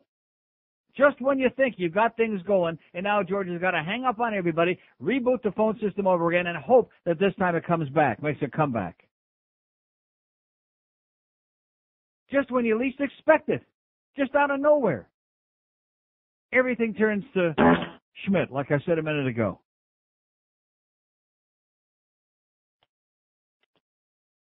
It's like an endurance contest. That's what this place is. This isn't a broadcast place. It's not a radio station. It's an effing endurance contest. I can't wait till that first day on the Internet. Man, you think you're hearing stuff now, just wait. You want to hear the good stuff. You want to hear somebody really unload what he feels inside about a bunch of assholes like these. That's right. F and A, baby. F-U and A. Oh, but we've been trying and it's on the way. Greg, you're a moron, man. You're an imbecile. You're a simpleton. You're an idiot. Stand there with a straight look on that stupid puss of his and try to defend this 2.5 years without, I mean, if that's the business I'm in, I'm supposedly doing a goddamn talk show and I got my highest rated show in this goddamn studio here, the one thing I'm going to make goddamn sure is I get a phone system in here that works. And if it's the system itself, I'm going to get that straightened out. If it's the phone company, I'm going to stick my foot up their ass or give them a lawsuit to straighten them out. I'm going to do something besides walk around a building with the same stupid look on his face going all the time. Here's a lady mobile in Fort Myers who called back. Thank you. Hello. Hi, I'm glad I called back because I wanted to make a comment about the Internet poll being the other category. Uh-huh. Could Don Imus maybe fit in that category? Maybe. Okay, I love but listening. I didn't have any category for dead people, though. No? No. That's too bad because there's probably a lot of them calling in, huh? No, I'm talking about Don Imus. Well, yeah, I understand that. But I'm glad I got a chance to call and tell you what I thought. I got dumped the first time, so I've been officially dumped on by Neil Rogers. Sorry about that. That's okay. Don't blame me. Blame the Beasleys, okay? We listen to the greedy Beasley bastard station over here in Fort Myers. Well, you have our condolences. Thank you very much. Thanks, sweetheart. Upward and onward. All right. Upward and inward, that's what they say at the Beasley. Rectum. Upward and inward, as far in as you can stick it. 5670560. You know what you can do with that Beasley stock, don't you? Yeah, right. You can wipe your big fat pimple with it. 8 minutes after 1 at 560 WQAM. 567, and see, here we are starting over again. They just don't get it. They pretend they don't get it. They don't want to get it.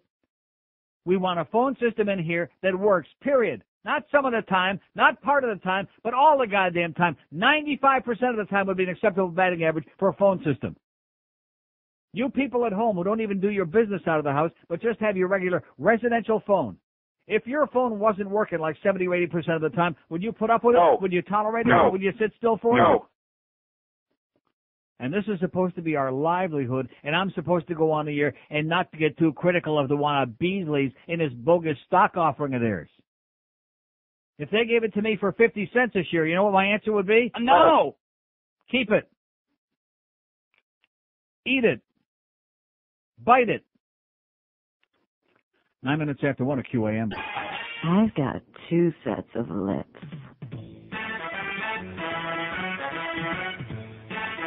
Yeah. Let me tell you about a way you can fix your prostate. It's a lot of fun, but time to chase. This is not the way. How it started, I don't know, but according to Christopher Lowe, ain't nothing like a moist brown hoe. Which this is not the way. Rectum. This is. Everybody says it's great. Yeah, this is another way. Lean forward. Red, wide. Wide in. Side out. Watch the groupie. Move the tubie. Rusted round. Yeah, this is the night away. Fisting is the latest thing, but get yourself some Vaseline. Ooh, man, those hemorrhoids can bleed. This is the night away. Roar! It's up to people seem to like. Who knows, you may even find Betty White and Henry's Hyde. This is the night away. Yeah, piston. Everybody lubricate. Yeah, piston. Yeah, piston tonight. That's it, the wire. Lean forward. Red wide. Right in. Right out. Watch the booty. All right, 115 at 560 WQAM. Well, it's a boring kind of a town. I need some suggestions how to kill some spare time. There's a good idea for you. 5670560, pound 560 on the AT&T line. Out of town line. These phones look like they're working again for the moment. Mark it down. 877-785-6349. That's going to be the title of my book, Surviving the Wanna Beasleys, assuming, of course, that it happened. Here's a call in Miami. Hello. Neil God. Yes, sir. I'm another victim of that last phone dump. Sorry. Let me ask you a question. Does anybody monitor your ratings over the Internet? How do you do that? I don't know. I mean, it's just a question. Because I guarantee you, just by what you're saying here, I mean, word's going to get around, and you will be huge. Yeah. You'll be huge. You know something? This is like opening, like we just cracked open the door, because I've been doing my show, since I've been working for this company especially, in a closet for the last 3 years. And now it's like cracking open the door a little bit and giving me an opportunity to like branch out to like living and breathing places. You can put them out of business, man, by doing this. I mean, they will. That's right. Once you're gone out of that station, that whole station is going down the toilet. Exactly. And anyway, man, once you do this, you've done it all. And I'm definitely going to spread the word. And I hope you guys pull through with it. Okay. Take care. Spread it fast. Yeah. Okay. 5670560. He's spreading it, baby. All right. Oh! Let's hear it. Maybe after we heard that last bit, it kind of inspired him. 5670560, pound 560 on the AT&T line. We got a couple 20 or 30 open lines there for you, which looks really strange there, doesn't it? Doesn't that look strange? That, looks really bizarre to me. Peculiar. Not that I'm paranoid about this phone, am I? No. Not at all. I have full confidence in this instrument. Here's Miami. Hello. Neil. Yes, sir. Man, I've been getting double calls and stuff, but I finally got you. Well, thank you for persevering. Hey, I'm from Hamtramck, Michigan. Does that ring a bell? Hamtramck, yes, sir. Here's a Polish gentleman. There you go. Here's a guy that does a lot of bowling and wears white socks. Exactly. Right. Listen. How's Dick Purton doing, by the way? Fine. His wife's in there, too. She's doing some broadcasting. Just raised a lot of money for charity. I see, like $750,000. Right. Great guy. Good old Great Dick. guy. He's the best. Is the best, is right. In Detroit. Listen. Yeah, that's right, in Detroit. Listen, the bus strike got to me. Yeah. you know. Doesn't that piss you off? I'm the guy that called and you asked me, do you like blacks? And I said no. Right. And you paused, and I don't know whether... Well, no, that was an honest answer. Yeah, well, it is. You know, I don't like them. Look at you the said something about porch monkeys. I thought that was doing it a little bit too far, but... Well, that too, whatever. Yeah, I'm just sick and tired of them. You know, I'm the one that said they got their hands out all the time. You know? Yeah. Anyway, the bus strike. Here they are, preventing kids from going to school, right? Mm-hmm. Did you read the article the other? You must have. About the black family, the car went in the lake or something. No. And the two girls, or a girl from that family, ran to a phone and called 911. Yeah. 911 down here. The 911 operator couldn't understand. Oh yeah, I did see that. I didn't read it. I saw it on TV. Yeah. Yeah, couldn't understand the kid. She didn't know what she'd be saying. Right. And two brothers drowned. Right, and that's something. And you know, they get this kind of they kind of bite themselves in the butt. You know, this thing. I hope the legislators don't back down and just give everything to them. They're not going to back down. Are you out of your mind? Well, I hope not. The answer is no. No more. That's it. Because you got to understand if it's a moot point. Because if they do that, the other guy's going to get this affirmative action thing on a ballot anyway, and he still might get it on there. And the public is going to overwhelmingly say, no, affirmative action. There's no chance. Amen. Let me tell you a quick story in Michigan. Yes, sir. Way back, they passed a law. The government said all schools funded by the federal government has to get 10% black in their enrollment. You know what? They couldn't find 10% of them. So you know what they did? They just took anybody that was black to meet this criteria set by the federal government. Mm-hmm. I mean, you know what happens with those people and some of the others that they push in because they're black? They flunk out after time for everybody to stand up on it. You know, there was a guy that called, I'm trying to think of what show it was I was listening to, and he was saying about, or maybe it was when George was on, when I was going to the airport on Friday, about, well, you know, if we vote on affirmative action, then, you know, people that are, or maybe he called me, I guess. I'm trying to forget it. People are still prejudiced, so that even if you're qualified, there's nothing to force them to hire you. Well, that's never going to end. That's never going to end. I mean, how long do we keep doing that until we finally say, hey, guess what? You have to take your chances and compete with everybody else based on your ability, et cetera, and so on. Have a nice day, sir, and stay off the porch. 5670560, pound 560 on the AT&T wireless line. No more affirmative action. If you can qualify, you can compete. If you can come in here and do a better job, it's yours, okay? Here you go. Hand it over to you. Like general manager, which I'm sure you probably can. If you've got an IQ larger than your thumbnail, you could be the general manager here, especially if your wife's got a lot of cash. Here's a mobile in Fort Myers. Hello. Neil. Yes, sir. Hey, good day to you, sir. Good day. Hey, this internet idea is unbelievable. You've blown my mind. I would listen to you sleeping for 8 hours on the internet before I would listen to one playoff game for the Marlins, more or less an exhibition game. Oh, right. Give me a break. Isn't that exhibition amazing? Marlins.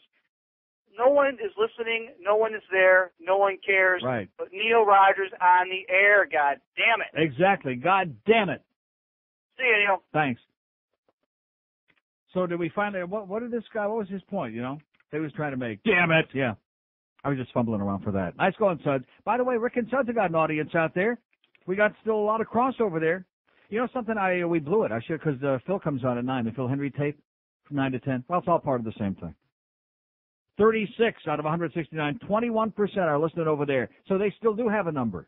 I'm just saying that so that they don't want getting the shaft from that goddamn backstabbing Peter Bolger, who's just hovering over everybody's shoulder, being the goddamn assassin that he is, the vulture waiting to chew on everybody else's goddamn bone. Here's a mobile in Fort Myers. Hello. Neil. Yes, sir. Hey, who do you think will win the Super Bowl next year? Oh, that was one of the Beasleys again, huh? Uh-huh. Hey, I noticed your stock went down again. Losers. 877-785-6345. 877-785-NEIL, as in KN. Here's the mobile in Cooper City. Hello. Neil. Yes, sir. Good afternoon, sir. And good afternoon to you. Well, thank you. Top of the day to you. Happy 10 days before St. Patrick's Day to you. Well, it's happy that morning to you. Then. And happy 8 days before Ides of March Day. Shamuka. Two things. First of all, this idea about going on the internet, I've never even had a computer. I don't know how to turn one on. Mm-hmm. But if you do this, I am going to go to school. I will learn how to reuse a computer. You don't have to go to school to learn to run a computer. Well, it's intimidating to me. Hey, listen, I'm about as inept as anybody when it comes to something like that, and I can do it just fine now with my Roadrunner. So it's not a big, complicated No. I mean, okay. No. Second of all, talking about your subject yesterday about, you leaving the air, I think that... Well, wait a minute. About my leaving the air? That was my subject yesterday? Well, part of your subject was... No, wait a minute. It seemed like everyone was calling saying, don't leave Neil. Yeah, and I don't know where that came from. All I did was I talked about Greg Reed having this inane lunch with my lawyer and coming up with this cockamamie proposal of extending my contract a year or two with the notion that, he'll do that. If I'll be willing to do that, he'll build me a studio in Toronto and one in Amsterdam. Pie in the sky fantasy. And all I did was say, there's no chance I'm going to work for these grave robbers. I'll be lucky to survive what I got left on this contract, much less extending it a year or two. I didn't say anything about leaving. And because these people are so insecure, don't leave. Who the hell's going anywhere? I need the money, baby. I'm not going anywhere. Right. Well, that's what my point was. Is that first of all, it's a job. Everybody needs a job, but it's more than just the Neil Rogers show. It's a forum where people can get on and express their views in a market that has nothing. Where a man can come on and say just about anything within certain guidelines to say what he thinks. Yeah. All these other radio stations screen you. There's nobody that says, "What do you think about this?" and let you talk. Right. As long as you're not. And I still have to sit here and beg for calls every day. How do you like that? And you have to beg. That's another slap in the face to me. They can talk about any goddamn thing under the sun unless it's criminally boring, and say basically whatever they want unless there's a 4-letter word near a spinal attack, and they still won't call.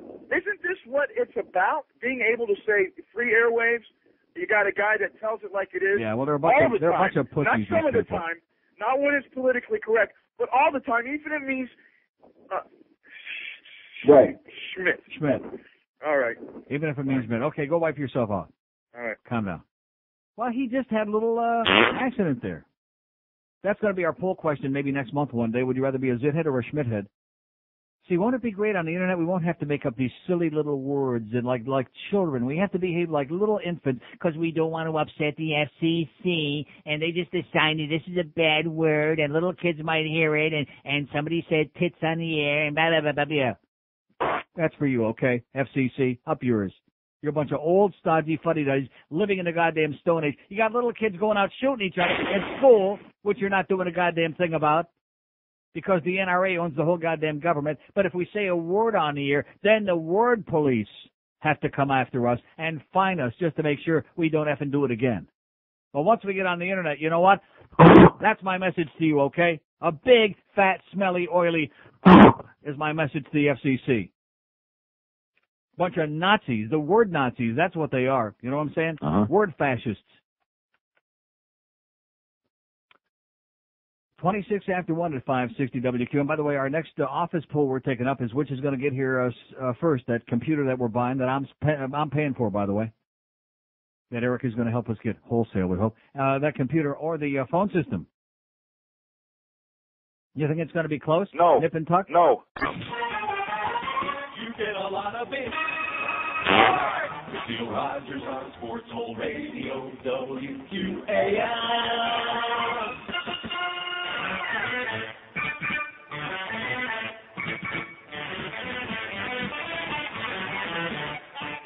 New York is where she wants to go to satisfy her big ego. She can have the Bronx and my Marino. My term's over, so I should not give a crap. I want New York to be all mine one day. I hear that Florida grows the great white way. I want more exotic food to eat from the street vendors who sell those potato things. Look, Asian whores. Shrink wrap stores. I like Arkansas.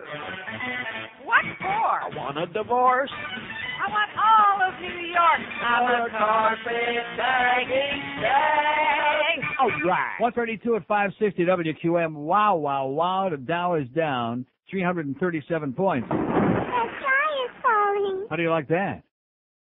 335 points even right now. The Nasdaq's still up 28.5, but that won't last. Is that going to last? No. Sure doesn't look too promising for some stocks today. Of course, it's only one day. I mean, you just sit tight and wait for Greenspan to open his mouth again, and then another precipitous drop. This is something like new and exciting the way he's doing this. Now he's threatening. He's like bullying everybody around. You better sell and get that goddamn those prices down, or I'm going to like raise interest rates like 15%, like now by myself. 5, 6. See, instead of worrying about that crap, just get the price of gas down. Everybody will be just fine. Just drop a couple of nuclear weapons over there in the Middle East. Everything will be A-okay. Or maybe we'll just go in and take over Venezuela. They got a lot of problems down there. They got a lot of oil. Let's just go in there and take it over. What do you say? Huh? This weekend.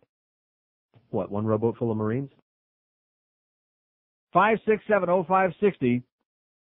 Maybe Elian could lead the charge to Caracas. Or you know who else could go back to Caracas? Oh, that's right. He ain't here no more. 5670560, pound 560 on the AT&T wireless line. Maybe you could take OJ down there with that machete. Clean that place out. Here's Hollywood. Hello. Hello. Yes, sir. How you doing, Neil? Great. Yeah, I just wanted to let you know, basically I'm listening to you on the internet right now. Yes, sir. I'm doing it through WQAM. Right. Sitting in Hollywood, I can't get you on anything. I've tried all kinds of radios. Doesn't work. In Hollywood, you can't pick us up on your radio? Not indoors. Huh. On my car, it's fine. Won't that be great on the internet where you don't have to worry about reception? Yeah, that's what I'm working on right now. I'm just listening through WQAM. You know how that got started? It was actually a Miami Cuban who started that. Right. And he started broadcast.com. And well, thank God for him. Just got all these radio stations together on the internet. You can listen to anything. Nice going, Julio. And, yeah, his last name's actually Cuban. And he sold it to Yahoo for about like $4 billion. Not bad. And moved to Dallas and bought the Dallas Mavericks. And Only $50. Hired our friend Rodman over there. Right. So he's living the American dream now. Okay, thanks. Thanks for the good news. Mm-hmm. See ya. Bye-bye. Okay, there's a guy who's listening on the internet right now in Hollywood because we got a crappy signal. We're on a crappy AM radio station, but on the internet, do you have to worry about signal? No. You have to worry about interference from the goddamn phone line? No. No. I think we just struck the mother load, if you ask me. I think, I think we're out of here. 5670560, pound 5. Yeah, sure. Why the hell should we give them all the goddamn profits, like 70% of it? You know what I'm saying? Screw them. And then we'll just undercut the price. Whatever they sell the spots, we'll just undercut them. We'll do like Tom Green. We'll do undercutters. 5670560, pound 560 on the 18. Plus our salespeople, you won't have to deal with like Peter Leonard and Fat Boy. That's right. We'll get real salespeople. Like Scott Schwartz. We'll get all Jews in there who really know how to sell something. Here's Westchester. Hello. Hey, hi. Yes, sir. I'm a big fan of the show. I've been listening for a long time. I'd like to be the first one on your poll to vote for Phil Hendry. Okay. Because Rick and Suds is okay, but usually I'm sleeping during that time. Right. And I just hadn't heard him on the poll yet. So. Are you sure? Go ahead. Yeah. I know that all of his callers are made up, but it's just too laughable whenever you know and the other callers don't, and they make fools of themselves, trying to protect some sort of issue. Okay. Okay. Thanks. I think he missed that, didn't he? He missed that. 5670560, pound 560 on the AT&T Are you wireless line. Let's take a call from Milwaukee. Hello. Neil, God. Yes, sir. You know what? Sometimes on the internet you do get a little interference, and it says buffering or something. Yeah, but let me ask you: does it ever sound as bad as the AM radio with the crackling and puking and when it rains and Oh no, never. But I'll tell you, you will take off. You will be unbelievably popular on the internet. Be the biggest goddamn thing since the $6 Million Man. I'll tell you that. Since Regis Philbin. Well, you're developing a cult here in Milwaukee, Wisconsin. Really? On the internet. Huh. My office thinks you're great. And Jeffrey Dahmer was a big fan too, but I guess it's too late now. Yeah, he's gone now. But another thing, I listen to Phil every night. Right. At home, I log into him. I'm doing work at home. I listen to Phil. It's a great. Are you sure? Yes, I am sure. See, the thing is, by doing the survey I'm doing today and seeing that Rick and Suds still have so many people, and of course Phil is part of that morning thing, there's still a tremendous tie-in between. See, the problem I have on this radio station is there's no connection between this show and the rest of this radio station. I'm like an island. Yeah. You know what I'm saying? I don't think you'd want to be included with the rest of those clowns. Exactly. And have a great day. Thanks, Neil. And don't drink too much beer. Will not. See ya. And say hi to Claire. Say hi to Claire. 5670560, pound 560 on the AT&T line. You see, you have to recreate yourself. I've done it about 50 million times in this town. You just have to keep recreating. Because if you wait for like Norma Kent, like Boca Bryan was just asking me what kind of a moron that is I got for a lawyer, and I said a real good one, a real good moron. Says, how come you're not syndicated? Everybody in America wants your show on their station. And how come this company that owns a stupid fuddy-duddy talk station in Philadelphia, where I was almost hired 2 times, on FM no less, WWDB, can you imagine how big this show would be in Philadelphia? And in Boston, they just bought that make-believe radio station up there with living and breathing people, that we have people listening on the Internet up there in Boston, like my good friend Scott Marcus, who just came in his pants. How about that? See, so if you sit back and you wait for them to do something for you, all they do is go, oh, well, if you'll sign a contract to work 20 more years for us, we'll get you a pup tent in cottage country north of Toronto, and you can go up there and watch the Maple Leafs play. Yeah, I got a cottage for you right in your rectum. God, who the hell are you kidding, Greg, you simple goose? He's a silly goose is what he is. Seriously, if you look up the term silly goose, you'll see his picture right next to it. Making sounds like the cry of the silly goose. That's the sound that the silly goose makes, by the way. Just like that. 22 before 1 at 560 WQAM. See, and now ordinarily, now I'm getting prepared mentally to go home. But we could stay until 3 o'clock all the time. We could just use line 9. How many calls could you take at one time? And can you imagine how many people would want to call to say, on the air, well, not really on the air, on the radio, but on the Internet? Can you imagine how many? Then you wouldn't have to beg for calls. Then you have the whole world. You'll be getting calls from Ishpeming, Michigan, and from Amsterdam, and from East Succotash, New York, all over the goddamn place. Instead of sitting here, well, we got 42 lines open in Dade, and 15 in Broward, and 6 in Palm Beach, and the phone don't work anyway.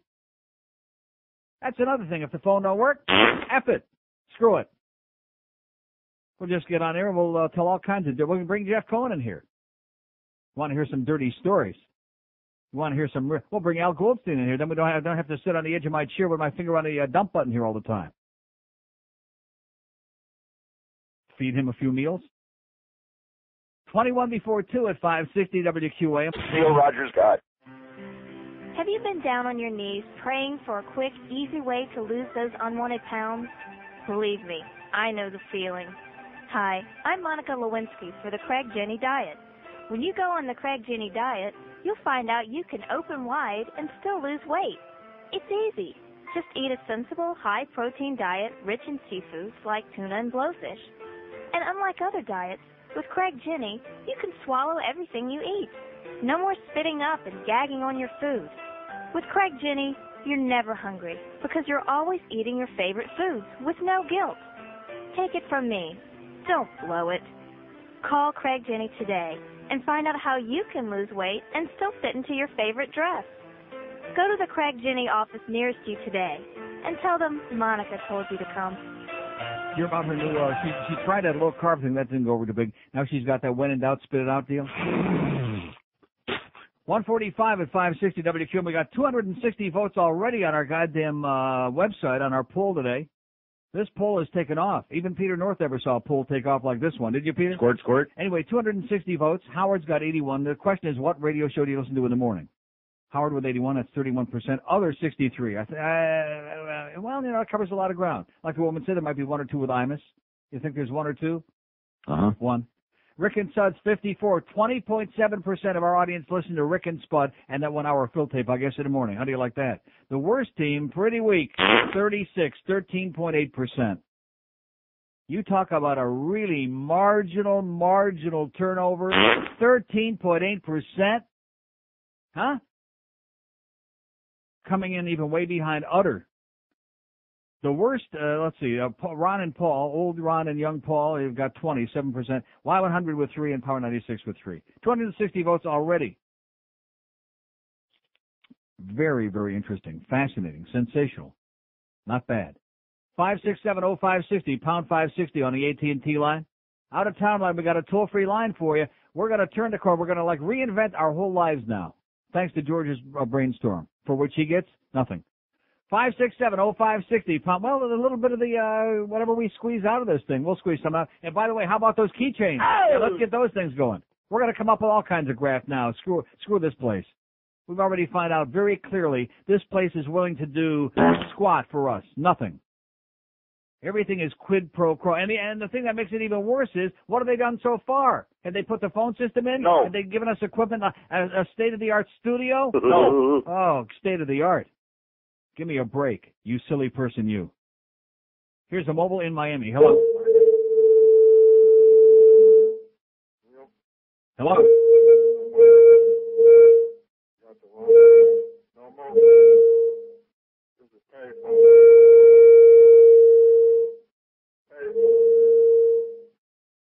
What is it?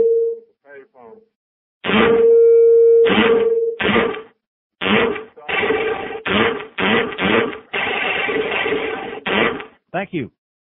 5670560. What timing? That was beautiful. Nice going, Neil. Oh! Thank you. Like I said, a phone system from hell, and they're walking around like that. Let me say it again. BBGI rhymes with don't buy. Beasley Broadcasting stock. You'd have to be a fool. You'd have to be an imbecile to latch on to this goddamn sinking ship.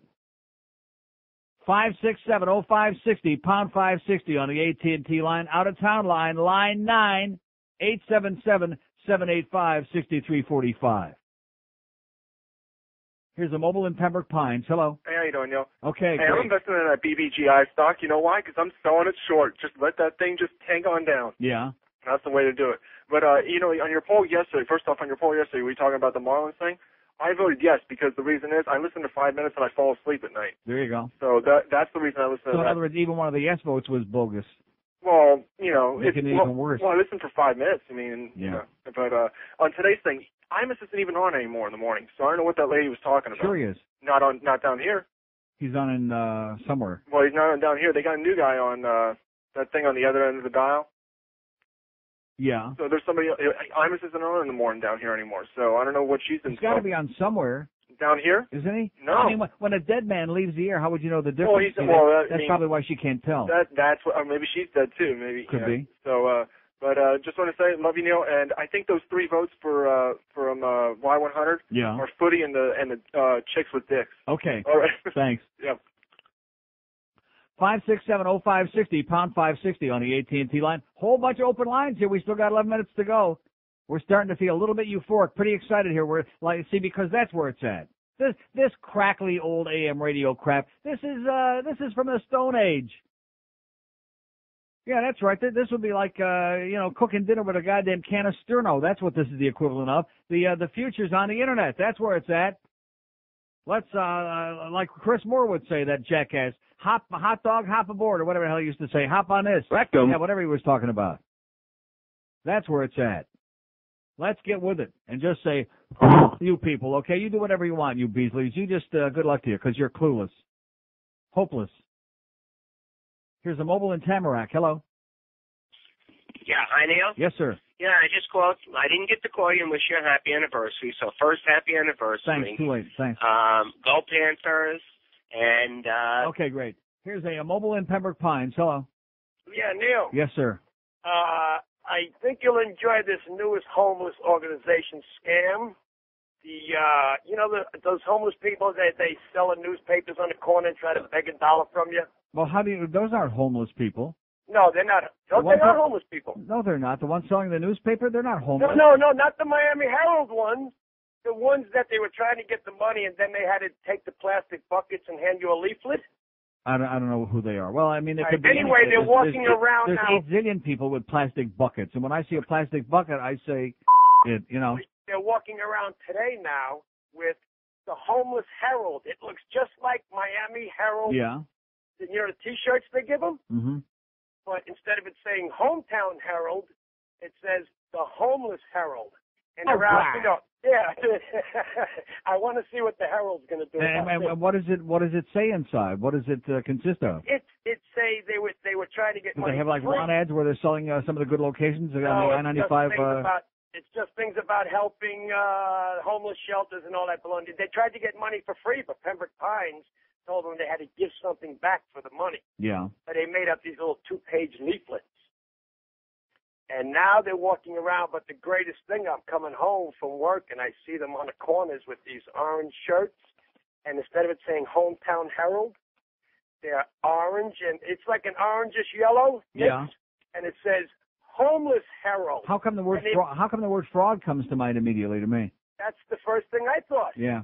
And these guys, when they had trouble with Pembroke Pines before, yeah, they said, no, this is legitimate because it's OJT. for these homeless people. Mm-hmm. We're giving them on-the-job training. We're showing them what it's like to be put out in the street for 8 hours and to make money. I bet you the reading material's a lot better than the Real Herald. Okay, thanks for the warning, sir. Just say no to the Homeless Herald. 567-0560, pound 560 on the AT&T line. Out-of-town line, wide open here, baby. 877-785-6345. We're just hours away from the biggest game in the history of the goddamn Panthers, maybe a non-playoff game. Tonight at Washington, like life and death. Anybody on this station talking about it? No. Oh, they're talking about Danny. Danny turned sideways. Yes, no, maybe, upside down, Danny. It's a disease. If I hear one more goddamn freaking word about Danny, I'm going to, like, shoot my guts out over Danny's goddamn nice $500 suit. 8 minutes before 2 at 560 QAM. Oh, Jesus, are you f***ing kidding me? Welcome to another edition of Inside Lifeless Board Holes. Dre Stan Nasal Mist is our guest today. Yo, Dre. Yo. What do you have to say about your admirers who are obsessed and worship you in every way and base their intellect and entire existence on your ability to catch a ball? I don't know what I've been told, but a big-legged woman ain't got no soul. What's your take on the over and the under of the over of the underwear? I don't know what I've been told, but a big-legged woman ain't got no soul. And what's your take on those rumors flying around that you're articulate enough to replace Michael Jordan on those MCI spots? They say you're getting close to signing that contract. I don't know what I've been told, but a big-legged woman ain't got no soul. Tell us more about your charitable work for underprivileged children, helping to improve their mathematics skills through showing them how to properly weigh crack rock. I don't know what I've been told, but a big-legged woman ain't got no soul. We'll be back with more Inside Lifeless Board Holes. All right. Okay, 1:58. We're almost out of time here today. Get ready for that Panther game tonight. Are you ready? No. I didn't think so. Here's Pembroke Pines. Hello. If you smell what the Rock is cooking. Here's a mobile in Boca. Hello. Neil, how are you? Okay. I know you're getting ready to close, but I just want to tell you one thing. You are the best thing that ever happened to radio, and one of these days I know I'm going to see you nationally syndicated. There's something like that. Yes, I am. Yeah. I hope that day comes. I mean, is that something that is in your hands or in somebody else to pick it up? It's in nobody's hands. I hope. It's just I hope free at the someday. moment. It's